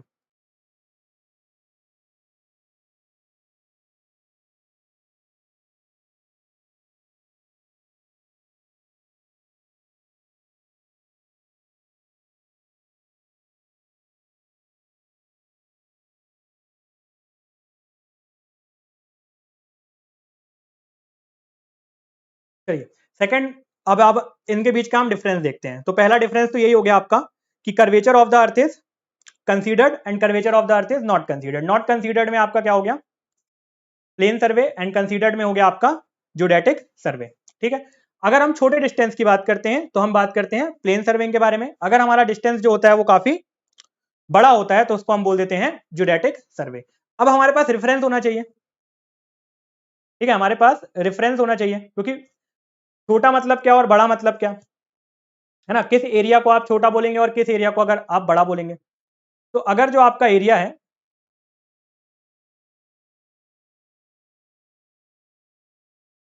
अगर जो आपका एरिया है, देखिए पहले जो हमारा कंसिडरेशन होता था वो 260 किलोमीटर स्क्वायर होता था। अगर एरिया आपका 260 किलोमीटर स्क्वायर से बड़ा है तो उस केस में हम करते थे जियोडेटिक सर्वे। और अगर आपका जो एरिया है वो 260 किलोमीटर स्क्वायर से छोटा है तो उसको हम बोलते हैं प्लेन सर्वे। ये आपका ओल्ड कंसिडरेशन है। अब न्यू कंसिडरेशन क्या है, न्यू कंसिडरेशन के हिसाब से अगर आपका जो एरिया है वो 195.5 किलोमीटर स्क्वायर से बड़ा है तो उसको हम बोलेंगे, फिर उसमें हम करेंगे जियोडेटिक सर्वे। और अगर आपका जो एरिया है वो 195.5 किलोमीटर स्क्वायर से छोटा है तो उसमें हम करेंगे प्लेन सर्वे। क्लियर है। तो दोनों मैं इसलिए बता रहा हूं कि कई बार जो एग्जामिनर क्वेश्चन पेपर सेट करता है वो पुराने क्वेश्चन उठा लेता है। अगर मान लीजिए आज से 20-25 साल पहले के क्वेश्चन वो उठाएगा तो आपको 195.5 आंसर ही क्वेश्चन में ऑप्शन ही नहीं देगा, तो फिर आप कंफ्यूज हो जाएंगे कि क्या आंसर होगा। तो एक्चुअल में सही तो ये है, लेकिन हमें वर्स्ट केस सिनेरियो के लिए भी प्रिपेयर रहना है। अगर मान लीजिए नहीं बोला है हमें, ऑप्शन में 195.5 नहीं दिया है, तो फिर हम क्या लगाएंगे 260। ठीक, और इसी हिसाब से इसमें भी चेंज आ जाएगा। तो ये जो आपका 195 था अगर हम इसको 260 लेते हैं तो ये जो आपका 1 सेंटीमीटर एरर आता है वो कितने में आ जाता है, 18 किलोमीटर में एरर आता है ये, है ना। तो ये पॉइंट भी याद रखिएगा। हो सकता है कि अगर आपको ये ऑप्शन में ना हो तो अगर आपसे पूछे कि कर्वेचर को अगर कंसीडर नहीं करते हैं तो 1 सेंटीमीटर का एरर कितने डिस्टेंस के बाद आता है, तो अगर ऑप्शन में 12 किलोमीटर है तो 12 किलोमीटर लगाएंगे, और अगर ऑप्शन में 12 किलोमीटर नहीं दिया है, ऑप्शन में आपको 18 किलोमीटर दिया है बस, तो 18 किलोमीटर लगाएंगे। उसी तरीके से अगर आपसे पूछा है कि कब हम जियोडेटिक सर्वे करेंगे तो area should be greater than, तो area should be greater than 250। Area अगर 250 से बड़ा है तो हम करते हैं, लेकिन कंसिडरेशन है, न्यू कंसिडरेशन में कितना है 190.5 195.5। तो अगर ऑप्शन में आपको दोनों दिया हुआ है, 195.5 भी दिया हुआ है और 250 भी दिया हुआ है, तो सही आंसर फिर आपका 195.5 होगा। लेकिन अगर ऑप्शन में आपको 250 दिया हुआ है, 195.5 नहीं दिया हुआ है, तो फिर आप आंसर 250 लगा सकते हैं अगर 195.5 ऑप्शन में नहीं है। ठीक, ये दो पॉइंट हमको क्लियर है। नेक्स्ट आता है आपका कि जब आप प्लेन सर्वेइंग करेंगे, क्योंकि प्लेन सर्वेइंग आप छोटे एरिया के लिए कर रहे हो, है ना, एरिया काफी छोटा है, तो उतनी ज्यादा हमें एक्यूरेसी की रिक्वायरमेंट नहीं है। आप अपने घर से जो आपके बाजू वाला घर है वहां तक का अगर मान लीजिए डिस्टेंस को नाप रहे हैं तो आप mm टू mm काम नहीं करेंगे, एक एक mm आप नहीं निकालोगे, है ना, सेंटीमीटर या थोड़ा बहुत 5 सेंटीमीटर 6 सेंटीमीटर ऊपर नीचे भी हो जाएगा तो हमको चल जाएगा। तो एक्यूरेसी यहां पर हमको उतनी ज्यादा रिक्वायर्ड नहीं होती जब हम प्लेन सर्वेइंग के बारे में बात करते हैं। जब हम जियोडेटिक सर्वे के बारे में बात करते हैं तो हमें एक्यूरेसी की रिक्वायरमेंट होती है, क्योंकि यहाँ पे हम बड़ी बड़ी कंट्रीज हैं या जो बड़े बड़े स्टेट्स हैं उनकी बाउंड्रीज को मार्क आउट करेंगे, तो इसलिए हमको क्या करेंगे, क्या होगा, एक्यूरेसी हमें ज्यादा चाहिए होगी। ठीक है, अब यहाँ पे जब हम प्लेन सर्वेइंग में जब हम काम करते हैं तो हम क्या करते हैं, प्लेन सर्वेइंग में जब हम काम करते हैं तो हम प्लेन ट्रिग्नोमेट्री यूज करते हैं। प्लेन ट्रिग्नोमेट्री क्या होता है, प्लेन ट्रिग्नोमेट्री का मतलब है कि यहाँ पे हम जो रेक्टेंगल बनाएंगे, सॉरी जो ट्राइंगल बनाएंगे वो प्लेन होगा, कर्व नहीं होगा। लेकिन जब हम जियोडेटिक सर्वे के बारे में बात करेंगे तो जो हम ट्राइंगल बनाते हैं वो कैसा होता है, कर्व होगा। ठीक है, क्योंकि एक्चुअल में क्योंकि हमारा अर्थ कैसा है, कर्वेचर का है, तो जो अगर तीन कर्व को हम मिलाएंगे तो हम कौन सी ट्रिग्नोमेट्री यूज करेंगे, स्फेरिकल ट्रिग्नोमेट्री यूज करेंगे, यानी इन कर्व को हम कंसीडर करेंगे। बेसिकली क्या है, जियोडेटिक सर्वे का मतलब यही है कि हम कर्व को कंसीडर कर रहे हैं, तो ट्राइंगल भी हम कर्व से ही बनेगा, तो उस केस में हम करते हैं स्फेरिकल ट्रिग्नोमेट्री यूज, और इस केस में हम यूज करते हैं प्लेन ट्रिग्नोमेट्री। तो अगर आपका प्लेन सर्वे है तो प्लेन ट्रिग्नोमेट्री, अगर आपका स्फेरिकल, अगर आपका जियोडेटिक सर्वे है तो स्फेरिकल ट्रिग्नोमेट्री। अब सबसे इंपॉर्टेंट पॉइंट, ठीक है, आपने सुना होगा प्लम लाइन, साहुल, जब आपने घर बनते देखा होगा तो हम वर्टिकलिटी को चेक करने के लिए प्लम बॉब यूज करते हैं। हम क्या करते हैं, एक प्लम लेते हैं, बेसिकली प्लम क्या होता है, साहुल बोलते हैं हम उसको हिंदी में। अगर आप उस प्लम को ऐसे रखेंगे तो वो हमेशा स्ट्रेट लाइन की तरह नीचे जाएगा। तो सर्वे में बहुत इंपॉर्टेंट होता है, क्योंकि किसी भी पर्टिकुलर पॉइंट को मान लीजिए, जैसे मान लीजिए ये मेरा पॉइंट है एक, ये यहाँ पे मेरा पॉइंट है, इस पॉइंट को मुझे यहाँ पे ट्रांसफर करना है, तो मैं यहाँ पे क्या करूंगा, एक प्लम को लटकाऊंगा और उस प्लम की मदद से मैं यहाँ पे इस पर्टिकुलर पॉइंट पे उस पॉइंट को ट्रांसफर कर लूंगा। तो प्लम मेरे सर्वे में जो होता है वो बहुत ज्यादा इंपॉर्टेंट होता है। ठीक है, तो जब हम प्लेन ट्रिग्नोमेट्री करेंगे, जब हम प्लेन ट्रिग्नोमेट्री करेंगे तो हमारी लाइन कैसी होगी, इस तरीके से होगी। जब हम स्फेरिकल ट्रिग्नोमेट्री यूज करेंगे, स्फेरिकल ट्रिग्नोमेट्री करेंगे तो हमारी लाइन कैसी होगी, इस तरीके से होगी। ठीक है, थोड़ा सा इसमें समझ में नहीं आएगा, थोड़ा सा मैं ज्यादा कर्व बना रहा हूं, इतना ज्यादा नहीं होता है पर आपको समझ में आएगा। ठीक है, तो ये हो गई मेरी प्लेन ट्रिग्नोमेट्री या प्लेन, जब मैं प्लेन सर्वे कर रहा हूं। ठीक है, ये क्या कर रहे हैं, हम प्लेन सर्वे कर रहे हैं, और ये क्या कर रहे हैं, हम ज्योडेटिक सर्वे कर रहे हैं। ठीक, ये हो गया प्लेन सर्वे, ये हो गया ज्योडेटिक सर्वे। अब यहां पे अगर मैं प्लम गिराऊंगा, ये मेरे पर्टिकुलर पॉइंट है ए, ये पर्टिकुलर पॉइंट है बी, सी और डी। तो यहां पे जब हम प्लम को गिराएंगे, यहां से मैंने प्लम को गिराया, यहां से प्लम को गिराया, यहां से प्लम गिराया, यहां से प्लम गिराया, तो सारे प्लम एक दूसरे के पैरेलल हैं। सारे पॉइंट्स पे जो हम अगर प्लम गिराते हैं तो एक दूसरे के क्या होंगे, पैरेलल होंगे। अगर मैं इधर से प्लम गिराता हूं, इधर पे भी मैंने कुछ पॉइंट्स कंसीडर किए हैं,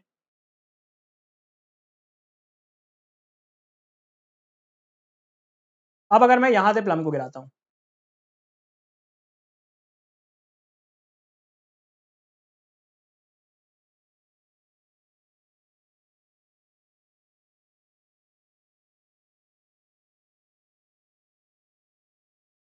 ठीक है, थोड़ा सा ये ऑफ ट्रैक चला गया।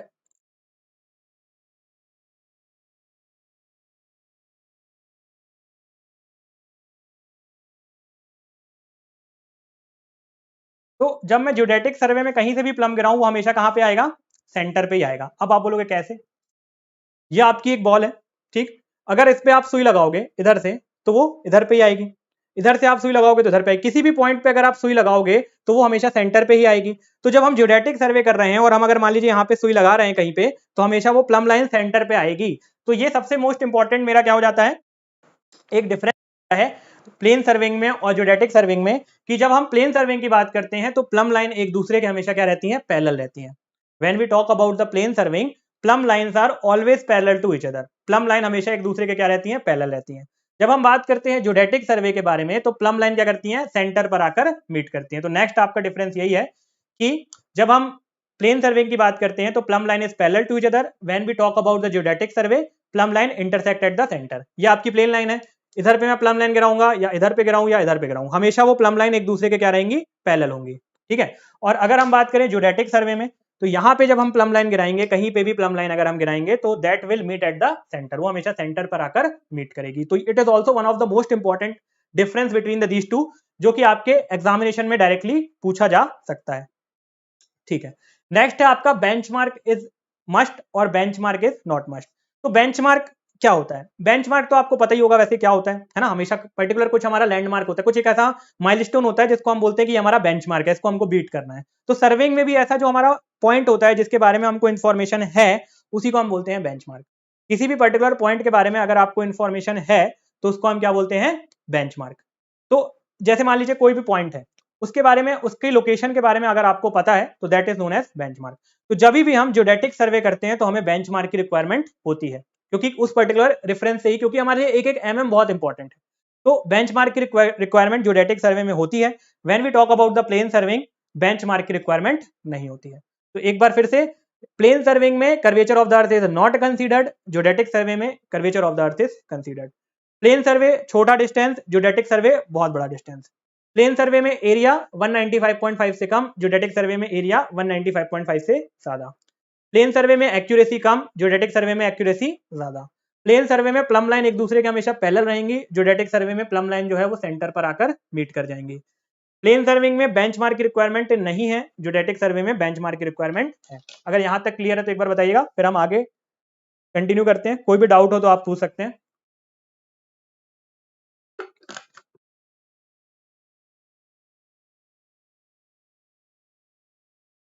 ये क्लियर है, तो फिर हम नेक्स्ट जो हमारा क्लासिफिकेशन है वो देखते हैं। पहला हमारा क्लासिफिकेशन था ये कौन सा, on the basis of curvature of the अर्थ। ठीक है, first classification is on the basis of curvature of the earth. Next classification क्या होगा आपका, नेक्स्ट क्लासिफिकेशन होता है कि हम किस पर्पस से कर रहे हैं, on the basis of purpose. हमारा मेन मकसद क्या है उस सर्वे को परफॉर्म करने का। ठीक है, तो एक एक करके हम अलग अलग मकसद के बारे में पढ़ेंगे। ठीक है, क्योंकि जब हम सर्विंग करते हैं तो serving is the first and foremost, या पहला ऐसा प्राइमरी स्टेप होता है। जैसे हम सर्विंग, अभी हम सिविल के रिस्पेक्ट में बात कर रहे हैं, तो जैसे आप कोई घर बनाने जा रहे हो, तो जब आप घर बनाने जाते हो तो किसी भी आप एक पर्टिकुलर लैंड पे, किसी एरिया पे आप घर को बनाएंगे, तो उसके बारे में आपको इन्फॉर्मेशन को गैदर करना होता है। ठीक है, तो ये हमारा फर्स्ट एंड फॉरमोस्ट प्रोसीजर होता है, या पहला हमारा स्टेप होता है जो हम परफॉर्म करते हैं जब भी हम कोई कंस्ट्रक्शन कर रहे होते हैं। तो ठीक, तो अब जो इन्फॉर्मेशन है वो अलग अलग तरीके की हो सकती है। पहली इन्फॉर्मेशन होती है कि वहां का टोपोग्राफी कैसी है। टोपोग्राफी आपने अगर देखा होगा तो टोपोग्राफी शीट्स आती थी, जब हम छोटे में मैप बनाते थे तो एक टोपोग्राफी शीट आती है जिसमें उस पर्टिकुलर एरिया के बारे में हमको पता लगाते थे, है ना। जैसे कि उधर पे पहाड़ कितने हैं, उधर पे पेड़ कितने हैं, उधर का एरिया कैसा है, लैंड सरफेस कैसा है, हिल कैसा है, मतलब उस पर्टिकुलर एरिया के बारे में इंफॉर्मेशन को गैदर करते थे, एक general information.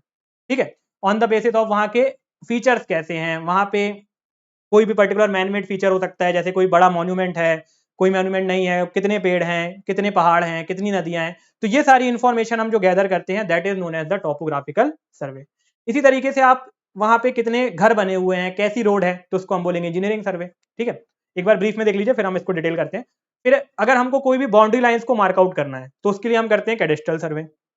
Water related bodies की जब हम बारे में बात करते हैं तो उसको हम बोलते हैं हाइड्रोलॉजिकल सर्वे।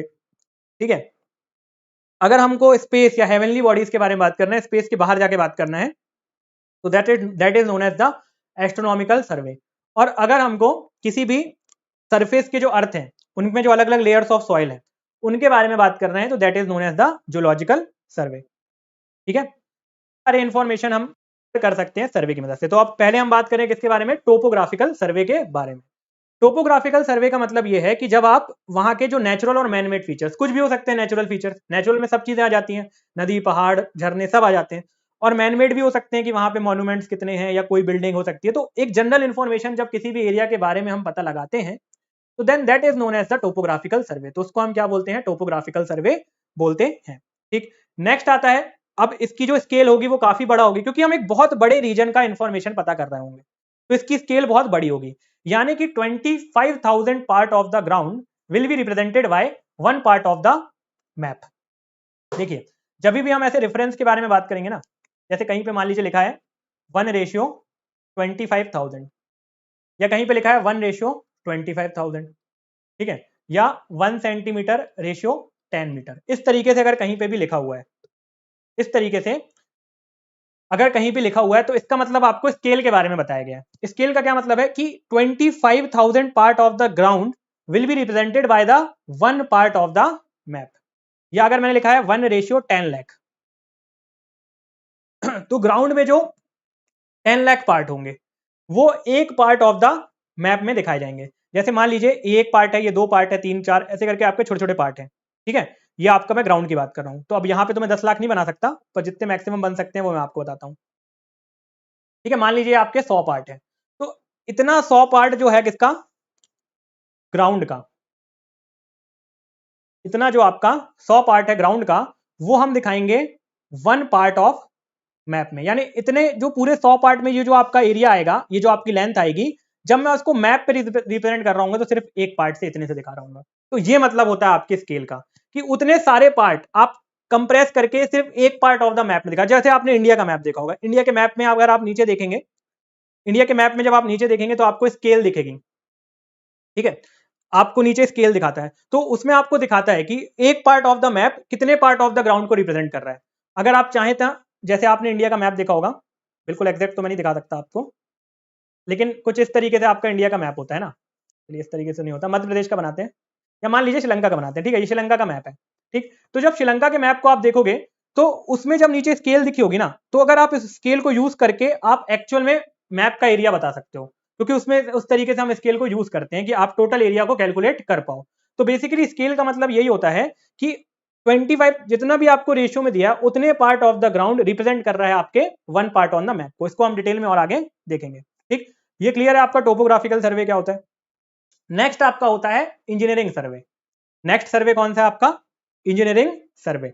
अब इंजीनियरिंग सर्वे क्या होगा, तो जो भी इंजीनियरिंग रिलेटेड वर्क है, सिविल इंजीनियरिंग रिलेटेड वर्क की हम बात करें, क्योंकि हम सर्वे जो बात कर रहे हैं आपके सिविल इंजीनियरिंग के रिस्पेक्ट में बात कर रहे हैं, तो सिविल इंजीनियरिंग रिलेटेड वर्क जो भी है, जैसे कि हाईवे, तो अगर कोई कहाँ पे कौन सा हाईवे गया है, उसकी लेंथ क्या है, उसका डिस्टेंस कितना है, उसकी चौड़ाई कितनी है, ये सारी चीजें अगर आप पता लगा रहे हो तो उसको भी हम बोलेंगे इंजीनियरिंग सर्वे।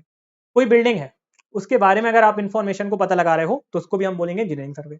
कोई आप टाउन के बारे में बता रहे हो या कोई ब्रिज के बारे में इंफॉर्मेशन को पता लगा रहे हो, पॉइंट्स को पता लगा रहे हो, उसकी लोकेशन को पता लगा रहे हो, तो that is also known as engineering survey. तो when you are gathering information about engineering related work, when you are gathering information about engineering related work, then it is known as engineering survey। तो अब ये जो सर्वे होंगे आपको समझ में भी आ रहा होगा कि इनकी स्केल थोड़ी सी कंपैरेटिवली कम होगी, क्योंकि टोपोग्राफिकल सर्वे में एक हम बहुत बड़े रीजन या एक बहुत बड़े एरिया के बारे में बात कर रहे थे, पर जब हम इंजीनियरिंग सर्वे की बात करते हैं तो एक छोटे एरिया की हम बात कर रहे होंगे, तो यहाँ पे जो इसकी स्केल होगी वो कम होगी। तो बिल्डिंग आपको पता है छोटी होती है, तो 50 part of the ground will represent 1 part on the map. 50 part जो आपका ग्राउंड है वो रिप्रेजेंट करेगा 1 पार्ट। तो 1/50 से लेकर 1/200 तक की स्केल को हम यहाँ पर यूज करते हैं। ये स्केल ऐसे याद रखने की जरूरत नहीं है, जौन सी याद रखनी होगी आप बता दूंगा। हाँ, अगर सब कुछ याद हो गया है, कुछ चीज बची नहीं याद करने की, तब आप लास्ट में इनको याद रख सकते हो, ठीक है, डायरेक्टली, क्योंकि ये ज्यादा एग्जामिनेशन में नहीं पूछी जाती है। सेकंड आपका अगर हम बात करें ब्रिज के बारे में, तो 1/500 टू लेकर 1:25,000 तक की हम स्केल यूज करते हैं। देन हम बात करते हैं हाईवे और टाउन के बारे में, तो 1:1250 से लेकर 1:50,000 तक की हम स्केल को यूज करते हैं। देन आता है आपका कैडेस्ट्रल सर्वे। सबसे देखिए स्टार मार्क भी लगा हुआ है क्योंकि it is one of the most important जो पूछा जाता है एग्जामिनेशन में लगातार। तो कैडेस्ट्रल सर्वे क्या होता है, तो process of marking of boundary lines, यानी क्या करते हो आप, बाउंड्री लाइंस को जब आप मार्क करते हो, अब बाउंड्री लाइंस क्या है, आपके घर की बाउंड्री लाइंस हो सकती हैं, आपके प्लॉट की बाउंड्री लाइंस हो सकती हैं, आपके कंट्री की बाउंड्री लाइंस हो सकती हैं, आपके डिस्ट्रिक्ट की बाउंड्री लाइंस हो सकती हैं, आपके स्टेट की बाउंड्री लाइंस हो सकती हैं, आपके की बाउंड्री लाइंस हो सकती हैं, ठीक है। देन आपके कॉन्टिनेंट्स की बाउंड्री लाइंस हो सकती हैं। तो कोई भी जब आप बाउंड्री लाइंस को मार्क करते हो, उस बाउंड्री लाइंस को मार्क करने के लिए जो आप सर्वे परफॉर्म करते हो, उसको हम बोलते हैं कैडेस्ट्रल सर्वे। देखिए नोट्स में आप एक चीज देखिएगा कि कुछ कुछ चीजें मैंने हाईलाइट की हुई हैं, तो वो क्यों की हुई हैं, वो आपके कीवर्ड्स हैं। अगर आपको क्वेश्चन में ये कीवर्ड्स दिख जाते हैं तो आप डायरेक्टली ऑप्शन टिक कर कर आगे बढ़ सकते हैं, ठीक है। ज्यादा आपको टाइम वेस्ट करने की जरूरत नहीं है। अगर आपको ऑप्शन में दिख जाता है natural and manmade features, the survey in which we do natural and in which we determine the natural and manmade features, direct आप टोपोग्राफिकल सर्वे लगाकर आगे बढ़ जाओ। नेक्स्ट अगर आपको दिख रहा है कि survey in which we do engineering related works, direct आप इंजीनियरिंग सर्वे लगाकर आगे बढ़ जाओ। अगर आपको दिख गया बाउंड्री लाइंस, अगर आपको दिख रहा है बाउंड्री लाइंस, तो डायरेक्ट आप कैडेस्ट्रल सर्वे लगाकर आगे बढ़ जाओ। तो अगर आपको ये सारे कीवर्ड्स दिख रहे हैं तो डायरेक्टली आप ऑप्शन में जो आंसर, मतलब आपको क्वेश्चन में अगर ये कीवर्ड दिखते हैं तो डायरेक्टली आप आंसर लगाकर आगे बढ़ सकते हो, ठीक है। तो बाउंड्री लाइन यहाँ पे जो रेशियो होता है वो 1:1000 से लेकर 1:5000 तक होता है, ठीक है। ये आपका रेशियो होता है in the case of cadastral survey. Next आता है आपका हाइड्रोलॉजिकल सर्वे। अब हाइड्रोलॉजिकल, हाइड्रोलॉजी, हाइड्रो मतलब क्या होता है, वाटर, हाइड्रो मतलब क्या होता है, वाटर। हाइड्रोलिक्स पढ़ा इसके पहले अभी हमने, फ्लूइड मैकेनिक्स है ना, तो बेसिकली क्या होता है, वो हाइड्रोलिक्स के अंदर का एक पार्ट है, fluid mechanics, sorry fluid mechanics के अंदर का पार्ट है हाइड्रोलिक्स। तो हाइड्रोलिक्स के बारे में हमने बात की, तो हाइड्रो से आपको क्या समझ में आता है, वाटर। तो जब भी हम वाटर रिलेटेड सर्वे कर रहे हैं, ओशियन में हो गया, रिवर में हो गया, लेक्स में हो गया, पाउंड्स में हो गया, जब भी हम वाटर बॉडीज का सर्वे कर रहे हैं तो it is known as hydrological survey. ये भी काफी पूछा जाता है एग्जाम में, ठीक है, ये भी याद रखेंगे। देन आता है आपका एस्ट्रोनॉमिकल सर्वे। तो एस्ट्रोनॉट्स, इसको याद रखिए, एस्ट्रोनॉट्स से यानी कि बाहर की हम बात कर रहे हैं, स्पेस के बाहर की। तो इसमें लैटिट्यूड हो जाता है आपका, लॉन्गिट्यूड या आगे हम डिस्कस करेंगे कंपास सर्वे में लैटिट्यूड क्या होता है, लॉन्गिट्यूड क्या होता है, local time, azimuth, heavenly bodies, जो भी आपकी बाहर की बॉडीज है उनके बारे में जब हम बात करते हैं, जिनको हम डायरेक्टली आप देख सकते हो, टच नहीं कर सकते, आप ऐसा सोच सकते हो, ऐसी चीजें जो डायरेक्टली हम टच नहीं कर सकते, बाहर की चीजें हैं, that is known as the astronomical survey. Then आता है आपका डिफरेंट लेयर्स ऑफ अर्थ। जैसे अगर हम अर्थ की बात करें तो हम यहाँ पे हैं, इसके नीचे एक लेयर है, फिर नीचे लेयर है, ऐसे करके वेरियस लेयर्स हैं। तो हर लेयर के बारे में अगर हम सर्वे करते हैं तो it is known as geological survey. Clear है, तो ये हमारे टाइप्स ऑफ सर्वे हो जाते हैं। यहां तक क्लियर है, कोई डाउट तो नहीं है। ये काफी इंपॉर्टेंट है क्योंकि सिलेबस में डायरेक्टली आपका ये मेंशन है, टाइप्स ऑफ सर्वे, है ना। तो थोड़ा सा यहाँ पे अगर कोई भी डाउट हो तो पूछ लीजिएगा, क्योंकि यहाँ से आपके क्वेश्चन एग्जामिनेशन में बन सकते हैं।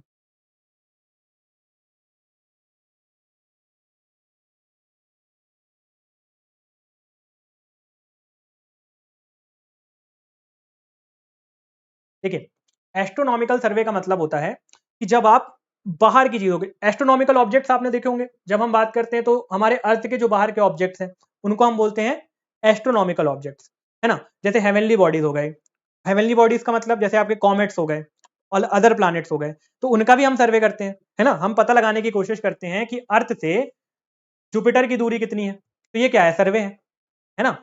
उसके बाद हम किसी भी अब देखिए लैटिट्यूड और लॉन्गिट्यूड, ये सब चीजें अगर आप ट्रावर्सिंग में पढ़ेंगे तो और चीजें क्लियर होंगी, फिर भी मैं थोड़ा सा आपको बताता हूँ। प्रोजेक्शंस होते हैं, लैटिट्यूड और लॉन्गिट्यूड क्या होते हैं, प्रोजेक्शन, आपकी दो एक्सेस होती हैं,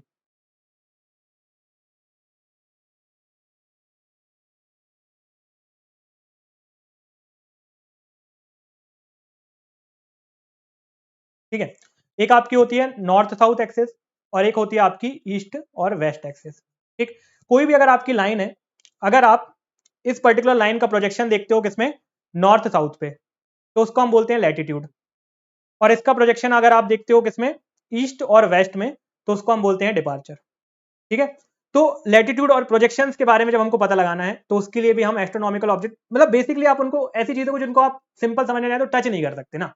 किसी चीज का प्रोजेक्शन आप बता सकते हो, बना सकते हो, एक्चुअली वो एग्जिस्ट नहीं कर रहा ना, आप उसको टच नहीं कर सकते। ऐसे ही अगर हम कोई हेवनली बॉडीज के बारे में बात करें, वो डिस्टेंस हम पता लगा सकते हैं पर हम जाके नाप तो नहीं सकते ना टेप लेके। तो ऐसी चीजों को जो हम स्टडी करते हैं तो उसको हम बोलते हैं एस्ट्रोनॉमिकल सर्वे। क्लियर है। आप पूछ रहे हैं कि सिविल की बुक के नाम आपको चाहिए प्रैक्टिस के लिए, आप प्रैक्टिस के लिए बिल्कुल निश्चिंत रहिए, जितने मैक्सिमम जितने भी आपको क्वेश्चन चाहिए आप बता दीजिएगा, आप थक जाएंगे क्वेश्चन सॉल्व करते करते, हम उतने क्वेश्चन आपको प्रोवाइड कर देंगे। ठीक है, आप क्वेश्चन अगर आपको अभी जितने हमने दिए हैं अगर वो कवर हो गए हैं तो आप बताइएगा, हम और क्वेश्चन ऐड कर देंगे। क्वेश्चन के लिहाज से आप बिल्कुल टेंशन मत लीजिए, कोई भी बुक फॉलो करने की जरूरत नहीं है सिविल इंजीनियरिंग स्पेसिफिकली अगर मैं, ठीक है, इतने क्वेश्चन आपको प्रोवाइड कर दिए जाएंगे जिस तरीके से आप चाहें, अगर आप पीडीएफ के फॉर्म में, टेस्ट के फॉर्म में या सॉल्यूशंस के साथ आप जैसे चाहते हैं आप बता दीजिएगा, वैसे आपको प्रोवाइड कर दिए जाएंगे। क्वेश्चंस के लिहाज से आप बिल्कुल निश्चिंत रहिए, आपको कोई भी बुक परचेज करने की जरूरत नहीं है, कुछ भी कहीं और से प्रैक्टिस करने की जरूरत नहीं है। ठीक है, चलिए, अगर आप जैसे हमने इसके पहले फ्लूइड मैकेनिक्स कवर किया, अगर आपका वो कवर हो गया है, उसके क्वेश्चंस आपने कर लिए हैं, आपको और एडिशनल क्वेश्चन तो मैं ऐड करवा दूंगा, आप उनको भी प्रैक्टिस कर लीजिएगा। अगर वो हो जाते हैं तो आप मुझे और बता दीजिएगा, मैं और क्वेश्चन ऐड करा दूंगा। ठीक है, तो क्वेश्चंस तो आपको जितने चाहिए हम उतने आपको प्रोवाइड कर देंगे। पर बेसिकली सारे क्वेश्चन जितने मैंने करवाए हैं आपको, जैसे फ्लूइड में मैंने आपको बताया होगा प्रॉपर्टीज ऑफ फ्लूइड में मैक्सिमम क्वेश्चन जो बन सकते हैं वो सारे करा दिए, उसके एडिशनल आप देखेंगे फिर क्वेश्चन रिपीट ही होंगे। ठीक है, चलिए, इसके बाद नेक्स्ट आता है आपका classification on the basis of instrument. अभी तक हमने क्लासिफिकेशन किया किसके हिसाब से, पहला क्लासिफिकेशन किया हमने on the basis of curvature के हिसाब से, कि कर्वेचर को हमको कंसीडर करना है कि नहीं करना है। ठीक है, सेकंड अब हम क्लासिफिकेशन किया हमने कि हमारा पर्पस क्या है, क्या हमको पता करना है, हमको लोकेशन टोपोग्राफी पता करना है, हमको ब्रिजेस के बारे में पता करना है, हाईवे के बारे में पता करना है, हमको एस्ट्रोनॉमिकल ऑब्जेक्ट्स के बारे में पता करना है। तो बेसिकली हमारा पर्पस क्या था कि अलग अलग पर्पस के हिसाब से हमने सर्वे को क्लासिफिकेशन कर दिया। अब हम बात कर रहे हैं आपके classification on the basis of instrument. अब जो ये भी है ना classification on the basis of instrument, ये भी आपका क्या है सिलेबस में मेंशन है, देखिए सर्वेइंग इंस्ट्रूमेंट्स। अब सर्वेइंग में क्या होता है कि हर इंस्ट्रूमेंट के हिसाब से यहाँ पे यूनिट डिवाइड होती है। जैसे मैंने आपको यहाँ पर बताया लीनियर मेजरमेंट, तो इस लीनियर मेजरमेंट में मैं आपसे बात करूंगा टेप और चेन के बारे में, टेप एंड चेन के बारे में। देन कंपास सर्वे में मैं आपसे बात करूंगा कंपास के बारे में, prismatic compass, surveyor compass. Traversing इन दोनों का आपका लगभग कॉम्बिनेशन होता है, वो एक तरीके का मेथड है। ट्रावर्सिंग क्या है, इन पॉइंट्स को लोकेट करने के लिए मेथड होता है, तीन मेथड होते हैं, ट्रावर्सिंग, ट्रायंगुलेशन एंड टाइटरेशन। तो इसमें से बेसिकली हम सिर्फ ट्रावर्सिंग के बारे में बात करेंगे, क्योंकि जो अदर टू हैं वो एडवांस सर्वे में आते हैं, तो वहां तक मुझे लगता है कि आपसे पूछा जाएगा। फिर बात हम करेंगे लेवलिंग में, तो यहाँ पे हम आपसे डंपी लेवल के बारे में बात करेंगे। ठीक है, इसके बाद एक यहाँ पे और रह गया आपका, वो है आपका टैकोमेट्री। तो टैकोमेट्री में आपसे हम टैकोमीटर और थियोडोलाइट के बारे में बात करेंगे।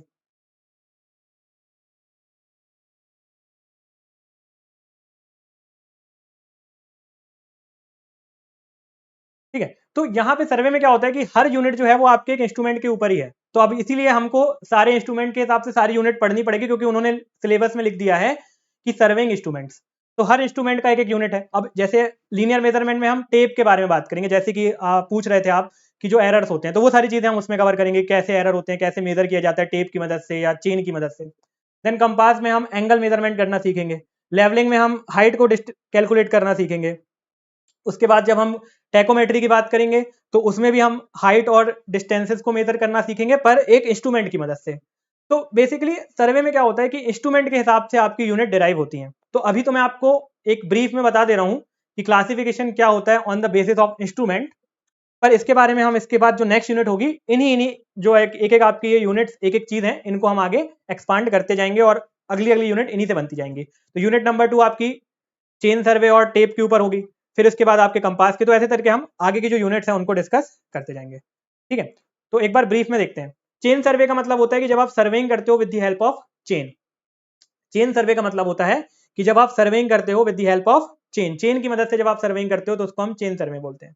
अब चेन की मदद से सर्वेइंग का क्या मतलब है, ये एक आपका पॉइंट है, ये आपका पॉइंट है, ए पॉइंट है और ये बी पॉइंट है। इन दोनों पॉइंट के बीच का अगर आपको डिस्टेंस बताना है, इन दोनों पॉइंट के बीच का अगर आपको डिस्टेंस बताना है, तो आप एक टेप लो, यहाँ पे एक जन पकड़ो टेप को, दूसरा छेड़ा दूसरा कोई आदमी पकड़ सकता है और यहां से हम यहां तक जा सकते हैं और टेप की मदद से इन दोनों पॉइंट के बीच का डिस्टेंस हम नाप सकते हैं। तो अगर हम ऐसा करके सर्वे कर रहे हैं जहां पे हम डिस्टेंस को बस कैलकुलेट कर रहे हैं, दो पॉइंट के बीच के अगर हम सिर्फ डिस्टेंस को कैलकुलेट कर रहे हैं, तो that is known as the chain survey, उसको हम क्या बोलते हैं, चेन सर्वे बोलते हैं। अब सर्वे में हम चेन से ज्यादा टेप से ज्यादा चेन को यूज करते हैं। तो चेन को क्यों यूज करते हैं, क्योंकि चेन भी मतलब इस पॉइंट से लेकर इस पॉइंट से आप चेन की मदद से भी नाप सकते हो। चेन आपको इस तरीके की दिखती है,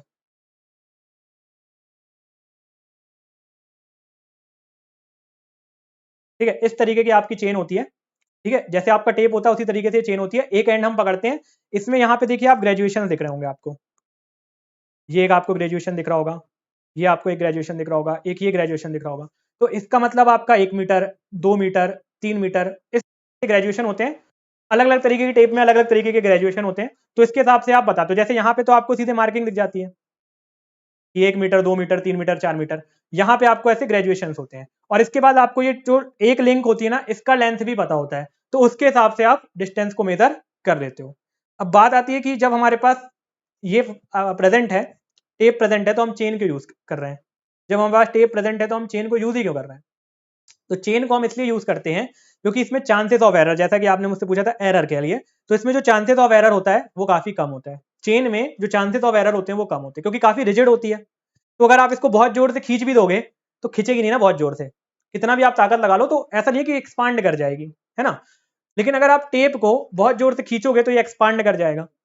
इसके बाद जो आपकी चेन है इसमें बेसिकली टेम्परेचर का भी ज्यादा वेरिएशन नहीं आएगा क्योंकि काफी रिजिड है, ठीक है। लेकिन इसमें चांसेस ऑफ एरर, मतलब चेन की तो ऐसी बनावट है कि इसकी खुद की वजह से तो एरर कम होते हैं, लेकिन जब हम इसको यूज करते हैं तो हम इससे ज्यादा एरर कर देते हैं क्योंकि इसको मेजर करना बहुत मुश्किल है, और अगर हमने थोड़ा सा भी नेग्लिजेंस किया तो हमारा बहुत ड्रास्टिक एरर आ सकता है। वेयरएस जब हम टेप की बात करते हैं तो क्योंकि यहाँ पे मार्किंग्स होती हैं तो उसकी वजह से यहाँ पे एरर आने के चांसेस कम होते हैं। तो बनावट की वजह से जो एरर आने के चांसेस कम होते हैं वो चेन में होते हैं, पर हमारी वजह से जो एरर आने के चांसेस होते हैं वो चेन में ज्यादा होते हैं। तो अगर हम ओवरऑल बात करें तो हम मान लेते हैं कि आपका टेप जो है वो सुपीरियर है किससे? चेन से, ठीक है। ओवरऑल अगर मैं बात करूं तो tape is superior than chain. आपका टेप जो है वो सुपीरियर है चेन से क्योंकि आप इसमें बहुत छोटे छोटे मेजरमेंट भी कर सकते हो, 1 mm, 2 mm, 3 mm, 4 mm। पर अगर मैं चांसेस ऑफ एरर की बात करूं तो चांसेस ऑफ एरर आपके चेन में कम है, लेकिन आप इसमें छोटे छोटे जो डिस्टेंसेस हैं, छोटी छोटी पॉइंट्स हैं, उनको मेजर नहीं कर सकते। तो कुछ ना कुछ किसी ना किसी में एडवांटेज होते हैं, कुछ ना कुछ डिसएडवांटेज होते हैं, है ना। ठीक है, आप बोल रहे हैं टेम्परेचर इफेक्ट तो चेन में आएगा। देखिए, अगर हम टेम्परेचर जो बेसिकली होता है, टेम्परेचर से जो चेंजेस होते हैं वो बेसिकली डिपेंड करते हैं आपके अल्फा पे। अल्फा आप जानते हैं कोफिशिएंट ऑफ थर्मल एक्सपांशन, ठीक है। जिसका कोफिशिएंट ऑफ थर्मल एक्सपांशन ज्यादा होगा उसमें जो चेंजेस हैं ड्यू टू टेम्परेचर वो चांसेस उसमें कम होंगे, ठीक है। अल्फा क्या होता है? Coefficient of thermal expansion. जिसका अल्फा ज्यादा होता है उसमें टेम्परेचर की वजह से ज्यादा चेंजेस होते हैं। तो आप मुझे बताइए कि अगर कोई एक रिजिड मटेरियल है जैसे कि स्टील, स्टील का अल्फा की वैल्यू होती है 12 इंटू 10 की पावर -6, और दूसरा है आपका टेप, ठीक है। अब टेप तो आपका रिजिड मटेरियल नहीं है, तो अगर आप गर्म करोगे तो पहले किस में चेंजेस ज्यादा जल्दी दिखेंगे आपको? कोई रिजिड मटेरियल में तो चेंजेस बाद में आएंगे ना, पहले तो आपके टेप में ही आएंगे, क्योंकि वो हो सकता है प्लास्टिक का होगा, वैसे प्लास्टिक का नहीं होता, ब्रास और कॉपर का होता है, या तो फिर कभी कभी आपका क्लोथ का भी होता है। तो उसका अगर अल्फा कम है, बेसिकली डिपेंड कर जाता है अल्फा पे, है ना। अगर आपका अल्फा ज्यादा है तो आप जो चेंजेस है वो नहीं आएंगे, अगर अल्फा कम है तो चेंजेस आ जाएंगे। तो ये जो आपका टेम्परेचर करेक्शन होता है ये आपका चेन में हम नहीं लगाते हैं, हम सिर्फ टेप में लगाते हैं, क्योंकि हम ये मान के चलते हैं कि टेप, क्योंकि इसका अल्फा इतना ज्यादा होता है आपके चेन का कि उसमें टेम्परेचर करेक्शन नहीं होते हैं। ठीक है, आगे मैं आपसे डिस्कस करूंगा लीनियर मेजरमेंट में, तब मैं आपको बताऊंगा कि कौन कौन से करेक्शन आपके टेप में। तो टेप में टोटल आपके 7 करेक्शन हमें लगाने पड़ते हैं, ठीक है। और जो आपका चेन होता है उसमें मात्र 2 ही करेक्शन हमको लगाने पड़ते हैं, एक आपका स्टैंडर्डाइजेशन करेक्शन होता है और एक आपका स्लोप करेक्शन होता है। तो इसमें इतने सारे करेक्शन लगाने पड़ रहे हैं क्योंकि उसमें एरर भी इतने सारे आते हैं। तो अगर ज्यादा एरर आते हैं तो बेसिकली आपका सुपीरियर क्या हो गया? चेन हो गया। लेकिन इसमें एक फायदा क्या है, जो सबसे बड़ा फायदा है जिसकी वजह से हम टेप को यूज करते हैं, इसमें आप बहुत छोटा छोटा डिस्टेंस को मेजर कर सकते हो। इसमें आप यहाँ पे आप बहुत छोटे छोटे डिस्टेंस को मेजर नहीं कर सकते। एक्यूरेसी ज्यादा आपके टेप में होती है, ठीक है। एक्यूरेसी अगर हम बात करें, क्योंकि हम ये क्योंकि बाकी करेक्शन तो हम कर ही लेते हैं ना, जो भी मान लीजिए हमारे एनवायरनमेंट की वजह से जो वो आते हैं एरर्स, उनका तो हम करेक्शन कर देते हैं। और यहाँ पे क्या होता है कि जैसे मान लीजिए मैं आपको बोलूँ 5 mm मेजर करना है, चलिए मैं बोलूँ आपको 1 mm मेजर करना है, तो क्या आप इस चेन से 1 mm मेजर कर पाओगे? नहीं कर पाओगे। ये लिंक की लेंथ जितनी होगी मिनिमम आप उतना ही मेजर कर पाओगे। ये लिंक मान ली आपकी 20 सेंटीमीटर 10 सेंटीमीटर ऐसे होती है, डिपेंड करता है अलग अलग उस पर, तो लिंक की जो लेंथ है उसके मेजर कर पाओगे। लेकिन इस टेप से आप 1 सेंटीमीटर भी 1 mm भी मेजर कर सकते हो। तो एक्यूरेसी ज्यादा किसकी होती है? टेप की होती है, ठीक है। लेकिन फिर भी हम चेन क्यों यूज करते हैं, क्योंकि अगर मान लीजिए छोटा काम है और बहुत ज्यादा एक्यूरेसी रिक्वायरमेंट नहीं है, तो चेन को यूज करने की वजह से हमारा काम क्या हो जाता है, कम हो जाता है, ठीक है। जैसे मान लीजिए आपको एक रफ सर्वे करना है, तो वहां पे आप चेन यूज कर सकते हो, क्योंकि अगर मान लीजिए थोड़ी आ गई तो टेंशन, और हमको कोई करेक्शन नहीं करना पड़ेगा, ना ही स्लोप का, ना ही कोई टेम्परेचर का, ना ही कोई सैक का। लेकिन टेप अगर आप यूज कर रहे हो तो ये करेक्शन आपको करने पड़ते हैं, तो उसके वो डिपेंड करता है आपकी कंडीशंस पे कि आप कौन सा यूज करोगे। पर ज्यादा अच्छी एक्यूरेसी यानी ज्यादा छोटी से छोटी वैल्यू आप टेप से मेजर कर सकते हो। तो यहाँ पे मैंने लिखा भी हुआ है, चेन जो होती है वो लेस एक्यूरेट होती है और टेप जो होती है वो मोर एक्यूरेट होती है। एक पॉइंट यहाँ पर और इंपॉर्टेंट है कि इधर पे आप कोई भी एंगल को कैलकुलेट नहीं करोगे, ठीक है। दो पॉइंट के बीच का सिर्फ और सिर्फ आप डिस्टेंस कैलकुलेट करोगे, कोई भी एंगल की बात यहां पर नहीं करनी है, तभी आप उसको क्या बोलोगे, चेन सर्वे बोलोगे। When you are only calculating the distances, you are not calculating any type of angle, then that type of survey is known as chain survey, and you are doing the measurement with the help of tape and chain। Tape और chain की मदद से ही आप क्या कर रहे हो, measurement कर रहे हो। चलिए ठीक है, तो चलिए अब बहुत सारी चीजें हमने कवर कर ली, एक बार रिवाइज करते हैं क्या क्या चीजें हमने कवर की, और इसके आगे की जो चीजें हैं जैसे आपका compass survey, levelling, theodolite, tacheometer, photogrammetry, और फिर जो आगे की चीजें हैं वो हम नेक्स्ट सेशन में देखेंगे, ठीक है। और जैसे ही हमारा ये खत्म होता है तो कुछ क्वेश्चंस भी हम सॉल्व करेंगे इसी से रिलेटेड, ठीक है। हम क्या करेंगे, जो जैसे जैसे हमारे टॉपिक कवर होते जा रहे हैं तो जो इंपॉर्टेंट क्वेश्चंस है वो साथ में करते चलेंगे, ठीक है। चलिए तो एक बार जल्दी से रिवाइज करते हैं, और अगर आपको कोई डाउट हो तो उस तक आप डाउट भी पूछ सकते हो, ठीक है। और जिन्होंने सेशन थोड़ा लेट मिस किया होगा तो उनके लिए भी थोड़ा सा रिवाइज हो जाएगा, और जिन्होंने अटेंड किया उनके लिए भी एक रिवीजन हो जाएगा, तो आपको फिर से नहीं पढ़ना पड़ेगा, ठीक है। और मेक श्योर कि आप अपने शॉर्ट नोट्स खुद हाथ से बना रहे हैं, ठीक है। ये मैं अभी आपको अपलोड कर दूंगा, जैसे लेक्चर के बाद आपको सेक्शन में पीडीएफ मिल जाएगा, लेकिन आप साथ में भी नोट्स बनाते जाइएगा, तो it will be very beneficial for you only, क्योंकि जब आप लिखते हो किसी चीज को तो आपका सबकॉन्शियस माइंड भी काम करता है, तो उसको रिटेन करने में आपकी खुद की हैंडराइटिंग से ज्यादा आपको मदद मिलती है, ठीक है। बाकी आपके ऊपर है, अगर आप नहीं बना सकते तो मैं ये आपको प्रोवाइड कर दूंगा। बेसिकली मेरे हिसाब से total 20 to 25 hours at max हम कोशिश करेंगे इसको खत्म कर लें। बाकी हमारे क्वेश्चन पे डिपेंड करता है, जितने ज्यादा हम क्वेश्चन करेंगे उतना ज्यादा हो जाएगा, पर अगर थ्योरी वाले पार्ट की बात करूं तो 20 से 25 आवर में कंप्लीट हो जाएगा, ठीक है। 20 में कोशिश में करूंगा कि 20 में हम कवर कर लें और 4-5 घंटे हम क्वेश्चन प्रैक्टिस कर लें। तो मैं इसलिए मैंने नोट्स भी इस तरीके से आपके प्रिपेयर किए हैं कि ज्यादा टाइम ना लगे आपको, है ना। जितना मिनिमम से मिनिमम आप पढ़ के मैक्सिमम मार्क्स अटेन कर पाए उस तरीके से ही मैंने यहाँ पर लिखा हुआ है, और उसी तरीके से आपके नोट्स भी प्रिपेयर किए हुए हैं, ठीक है। तो कोशिश हम करेंगे बहुत जल्दी कवर करें, बिल्कुल भी मैं आपको एक्सपांड नहीं करूंगा, जबरदस्ती हम कुछ भी नहीं खींचेंगे, जो जरूरी है सिर्फ उतनी ही चीजें कवर करेंगे। तो हम बात कर रहे थे सर्विंग के बारे में, तो सर्विंग को अगर मैं अब, क्योंकि हमने काफी सारी चीजें पढ़ ली सर्विंग से रिलेटेड, है ना, तो अगर मैं इसको सम अप करूं तो सर्विंग का मतलब होता है दो चीजें हो गई। एक तो हो गया टू कलेक्ट, ठीक है, जैसा कि आप में से किसी ने मुझे बताया भी था, और सेकंड होता है टू एस्टैब्लिश। तो अगर एक लेमन लैंग्वेज में मैं समझना चाहूं सर्वे का मतलब, तो सर्वे का मतलब होता है किसी चीज के बारे में इंफॉर्मेशन को कलेक्ट करना, ठीक है। पहला क्या हो गया, किसी के बारे में इंफॉर्मेशन को कलेक्ट करना और उस इंफॉर्मेशन के रेफरेंस में कुछ चीज को एस्टैब्लिश करना। अब हम सर्विंग सिविल इंजीनियरिंग के रिस्पेक्ट में बात कर रहे हैं, तो यहां पे हम जो डेटा ऑब्टेन करेंगे उसकी मदद से मैप और प्लान को एस्टैब्लिश करेंगे। तो serving is an art of measuring the relative points, measuring the relative position of various points graphically और न्यूमेरिकली, और डिटरमाइनिंग मीन पॉइंट्स बीनीथ और अबव द सरफेस ऑफ अर्थ। ये होता है आपका सर्वे।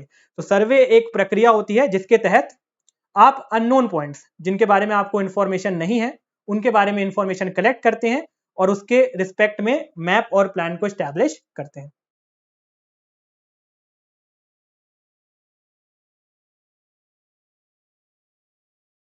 जी, अगर फ्लूइड की हम बात करें तो फ्लूइड आपका कंप्लीट हो गया, जो आपका जितना सिलेबस था वो फ्लूइड का कंप्लीट हो गया है, और एक आध सेशन शायद उसका और आएगा जिसमें हम कुछ क्वेश्चंस के बारे में बात करेंगे, ठीक है। देन हमने बात की थी कि ग्राफिकली आप जो मैप है, मतलब जो इन्फॉर्मेशन आपने कलेक्ट किया उसको या तो आप ग्राफिकली रिप्रेजेंट कर सकते हो, या आप मैप के ग्राफिकली रिप्रेजेंट करते हो, जो भी आप इन्फॉर्मेशन अटेन करते हो सर्विंग में उसको आप ग्राफिकली रिप्रेजेंट करते हो। अब ग्राफिकली भी आप दो तरीके से रिप्रेजेंट कर सकते हो, एक तो मैप के हिसाब से, और एक प्लान। तो अगर कोई बहुत बड़ा एरिया है और हमारी स्केल छोटी है, स्केल छोटी का मतलब कि अपॉन वाली टर्म बहुत बड़ी है ना, तो उसको हम रिप्रेजेंट करते हैं मैप के फॉर्म में। और अगर हमारी स्केल क्या है, छोटी है, तो मैप, और अगर स्केल बड़ी है यानी कि नीचे वाली टर्म छोटी है, 1/50 है, 1/100 है, तो वो हम रिप्रेजेंट करते हैं प्लान के फॉर्म में। एग्जांपल क्या बताया था मैंने आपको कि कोई कंट्री है, कोई सिटी है, कोई डिस्ट्रिक्ट है, मतलब कोई बड़ी चीज है, एरिया है, तो उसके लिए आप मैप बनाओगे, और अगर छोटा एरिया है तो आप प्लान बनाओगे, ठीक। नेक्स्ट आता है आपका, इसमें हमेशा हम ऑर्थोग्राफिक प्रोजेक्शन यूज करते हैं, यानी कि कभी भी आपको अगर आप मैप लेकर आओगे तो ऐसा कर्व नहीं मिलेगा ना, आपको सीधा ही मिलेगा, तो उसको हम क्या बोलते हैं, orthographic projection. Objective of survey, measure relative position, layout or mark out the position, to measure area and volume and other quantity, determine elevation, prepare map and plan, map और प्लान को प्रिपेयर करने के लिए। तो ये आपके objective हो जाते हैं। ठीक है, ठीक है, हाइट, डिस्टेंसेस, एलिवेशन, ये सारी चीजें आप सर्वे की मदद से निकाल सकते हो। फिर आपका शेप ऑफ द अर्थ, क्योंकि हम अर्थ के अंदर ही मैक्सिमम सर्वे हम अर्थ के अंदर ही करते हैं, तो अर्थ रिलेटेड भी कुछ बातें हमको पता होना चाहिए। तो शेप ऑफ द अर्थ कैसा होता है, जियोइड होता है। जियोइड क्या होता है, किसी भी एक पर्टिकुलर शेप का मैंने नाम दे दिया क्या, जियोइड। तो शेप ऑफ द अर्थ को भी मैंने क्या नाम दे दिया, जियोइड। कोई ऐसा शेप होता नहीं है, अर्थ के शेप को ही हम क्या बोलते हैं, जियोइड बोलते हैं। जैसे ये शेप है, इसको हम क्या बोलते हैं, स्क्वायर, इसको हम क्यूबॉइड बोलते हैं या स्क्वायर बोलते हैं। तो वैसे अर्थ के शेप को हम जियोइड बोलते हैं। आपकी जो पोलर एक्सिस है वो 43.5 किलोमीटर छोटी इक्वेटोरियल एक्सिस है। जो अर्थ के नॉर्थ पोल और साउथ पोल को जोड़ने वाली लाइन होती है उसको हम पोलर एक्सिस बोलते हैं। ठीक है, इसी तरीके से ईस्ट और वेस्ट को जोड़ने वाली जो लाइन होती है उसको हम इक्वेटोरियल एक्सिस बोलते हैं। तो जो आपकी पोलर एक्सिस है, it is 43.5 kilometre long, shorter than equatorial axis. आपका जो सदर्न हेमिस्फीयर है वो क्या है, बड़ा है, किसके, आपका नदर्न हेमिस्फीयर से। ठीक है, देन आपका ग्रेट सर्कल, अगर मैं इस सर्कल, इस स्फीयर को या इस अर्थ को किसी एक ऐसे सर्कल से क्या कर दूं, रैप कर दूं, जो इस अर्थ को दो इक्वल पार्ट में डिवाइड कर दे, तो उस सर्कल को हम ग्रेट सर्कल बोलते हैं। जब तीन ग्रेट सर्कल आपस में इंटरसेक्ट करते हैं, जब तीन ग्रेट सर्कल आपस में इंटरसेक्ट करते हैं तो उसको हम क्या बोलते हैं, स्फेरिकल ट्राइंगल बोलते हैं। उसको हम क्या बोलते हैं, स्फेरिकल ट्राइंगल बोलते हैं। आपकी प्रॉपर्टीज क्या होती है स्फेरिकल ट्राइंगल की, एंगल आपका 0 से 360 होता है, स्फेरिकल जो साइड होती है 180 से, एक साइड जो होगी इसकी वो 180 से कम होगी, और जो इसका सम ऑफ एंगल होगा वो 180 से 540 के बीच होगा। बाकी जब भी आप कर्वेचर को कंसीडर नहीं करते हो, और अगर एरिया आपने 260 कंसीडर किया है तो एरर आ जाता है हर 18 किलोमीटर में 1 सेंटीमीटर का, और अगर आप 195.5 ले रहे हो नए कंसीडरेशन के हिसाब से तो हर 12 किलोमीटर में आपका 1 सेंटीमीटर का एरर आ जाता है। और इसी तरीके से हर एरिया की अगर हम बात करें और आपके जो एंगल में कितना डिफरेंस आता है, तो 195.5 किलोमीटर में 1 सेकंड का आपका डिफरेंस आ जाता है। फिर हमने देखा classification of survey on the basis of, मतलब on the basis of curvature of the earth. Curvature of the earth को अगर हमने कंसीडर किया है तो उसको हम बोलते हैं ज्योडेटिक सर्वे। कर्वेचर ऑफ द अर्थ को अगर हमने कंसीडर नहीं किया है तो उसको हम बोलते हैं प्लेन सर्वे। प्लेन सर्वे हम छोटे डिस्टेंसेस के लिए करते हैं, ज्योडेटिक सर्वे हम बड़े डिस्टेंसेस के लिए करते हैं। ठीक है, छोटा डिस्टेंस कितना, अगर डिस्टेंस 195.5 से कम है, नए रिकमेंडेशन के हिसाब से, पुराने रिकमेंडेशन के हिसाब से अगर एरिया 260 किलोमीटर स्क्वायर से ज्यादा है। एक्यूरेसी जो होती है आपके प्लेन सर्वे में कम होती है, क्योंकि छोटे एरिया की बात कर रहे हैं। आप मान लीजिए आपका और बाजू वाले घर की हम बात करें तो एक्यूरेसी कम होगी। प्लम लाइन अगर हम खींचेंगे प्लेन सर्वे में तो एक दूसरे के क्या होंगी, पैरेलल होंगी। ज्योडेटिक सर्वे में अगर हम प्लम लाइन खींचेंगे तो वो हमेशा सेंटर पर आकर मीट करेंगी। बेंचमार्क यहाँ पर रिक्वायर्ड नहीं होता है और यहाँ पर होता है। फिर हमने बात की classification on the basis of purpose के हिसाब से, कोई एक बहुत बड़ा एरिया है उसके बारे में जनरल फीचर्स हमको पता करना है, नदी पहाड़ क्या है वहां पे, उसको हम बोलते हैं टोपोग्राफिकल सर्वे। स्केल काफी बड़ी होती है, स्केल काफी छोटी होती है, सॉरी उल्टा होता है ना इसमें। तो जहां पे अगर आपको रेशियो में बड़ा दिख रहा है तो यानी कि स्केल क्या है, छोटी है। क्वेश्चन भी करेंगे हम इससे रिलेटेड क्वेश्चन ही पूछ लेता है, क्योंकि यहाँ पे कंफ्यूजन होता है। तो अगर डिवाइड में वैल्यू बड़ी है तो स्केल छोटी है। इंजीनियरिंग सर्वे की अगर हम बात करें तो जो इंजीनियरिंग रिलेटेड वर्क है उसके बारे में हम बात करते हैं यहाँ पर। कैडेस्ट्रल सर्वे की अगर हम बात करें तो जो हमारी बाउंड्री लाइंस है उनको हम मार्कआउट करते हैं। हाइड्रोलॉजिकल सर्वे की अगर हम बात करें तो वाटर रिलेटेड जो भी हमारी चीजें होती हैं उनकी हम बात करते हैं। एस्ट्रोनॉमिकल यानी कि हेवनली ऑब्जेक्ट्स। जियोलॉजिकल सर्वे यानी डिफरेंट लेयर्स ऑफ अर्थ। फिर हम बात कर रहे थे इंस्ट्रूमेंट के बारे में, जिसमें हमने चेन सर्वे के बारे में बात किया। देखिए नाम हम यहाँ पे चेन लिखते हैं पर टेप और चेन दोनों की बात करते हैं। तो चेन सर्वे के अंदर आपका टेप सर्वे भी हो जाता है और चेन सर्वे हो जाता है, पर टेप सर्वे कुछ होता नहीं है। अगर हम टेप से भी सर्वे करते हैं तो उसको हम चेन सर्वे ही बोलते हैं। सबसे इंपॉर्टेंट पॉइंट यहाँ पर दो पॉइंट, यहाँ से दो क्वेश्चन बनते हैं। पहला क्वेश्चन क्या बनता है कि किसकी एक्यूरेसी ज्यादा होती है, तो आपकी टेप की एक्यूरेसी ज्यादा होती है। किसकी एक्यूरेसी ज्यादा होती है, टेप की एक्यूरेसी ज्यादा होती है। ठीक है, सेकंड आपका क्वेश्चन बनता है कि चेन सर्वे में हम क्या करते हैं, तो ओनली लेंथ को कैलकुलेट करते हैं, डिस्टेंसेस को कैलकुलेट करते हैं, कोई भी एंगल को कैलकुलेट नहीं करते। ठीक है, तो आज का सेशन हम यहीं तक रखते हैं। कोई भी अगर आपको क्वेरी या डाउट है तो अब आप पूछ सकते हैं। फ्लूइड से रिलेटेड कोई भी आपको क्वेरी है तो आप पूछ सकते हैं, कुछ भी चीज से आपको क्वेरी है तो आप पूछ सकते हैं। आपका सेशन आज का यहीं तक है। ठीक है, इसके बाद नेक्स्ट सेशन में आगे से हम कंटिन्यू करेंगे। अगर आपको कोई क्वेरी नहीं है तो आप लीव कर सकते हैं।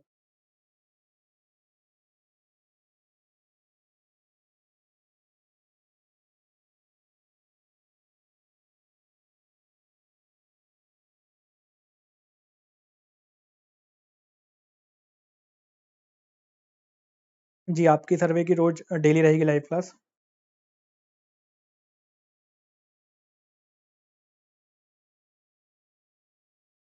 जी, कल लाइव होगा।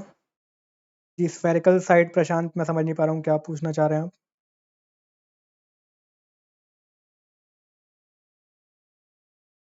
देखिए, जब भी हम कोई स्फेरिकल के बारे में बात करते हैं ना,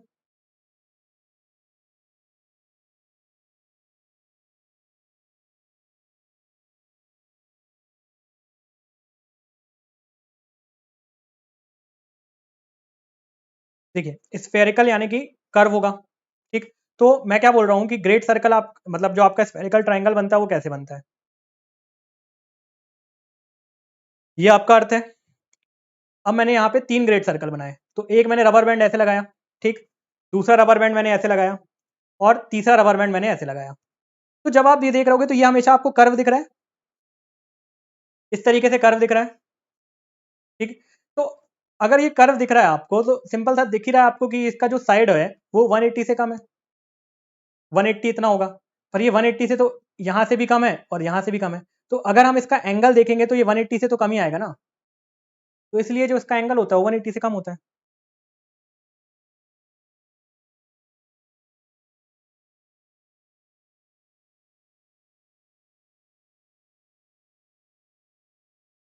टोटल जो आपका एंगल होता है तीनों साइड का मिला के, ये ये और ये 180 से 560 होता है। ये क्वेश्चन आपके एग्जाम में पूछा जाता है,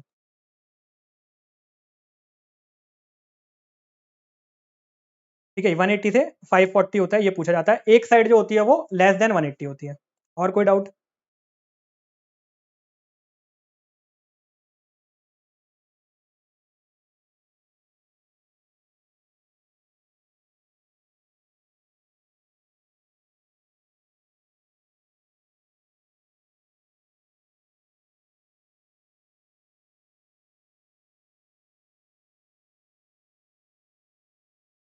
अगर कोई डाउट नहीं है तो फिर हम सेशन को एंड करें। आप एक बार अगर नहीं है अभी डाउट रिवाइज कर लीजिएगा, पढ़ लीजिएगा, अगर कुछ भी होता है तो आप पूछ सकते हैं।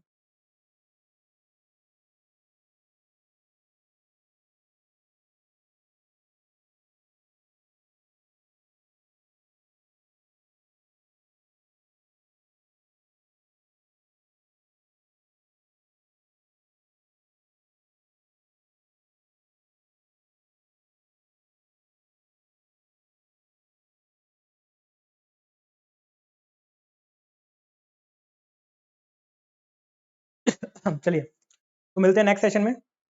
I hope you have enjoyed the session. अगर कोई भी क्वेरी हो आपको, कोई भी चीज़ ऐसी हो जो आपको लग रहा है मुझे इंप्रूव करनी चाहिए, तो आप मुझे बता सकते हैं, आप चैट पे भेज सकते हैं, ठीक है। कोई भी अगर आपको लग रहा है कि कहीं पे कमी है तो please share your valuable feedbacks. Thank you so much for the time. All the best. Have a great day. Keep smiling and stay motivated. Keep revising the concepts और नोट्स।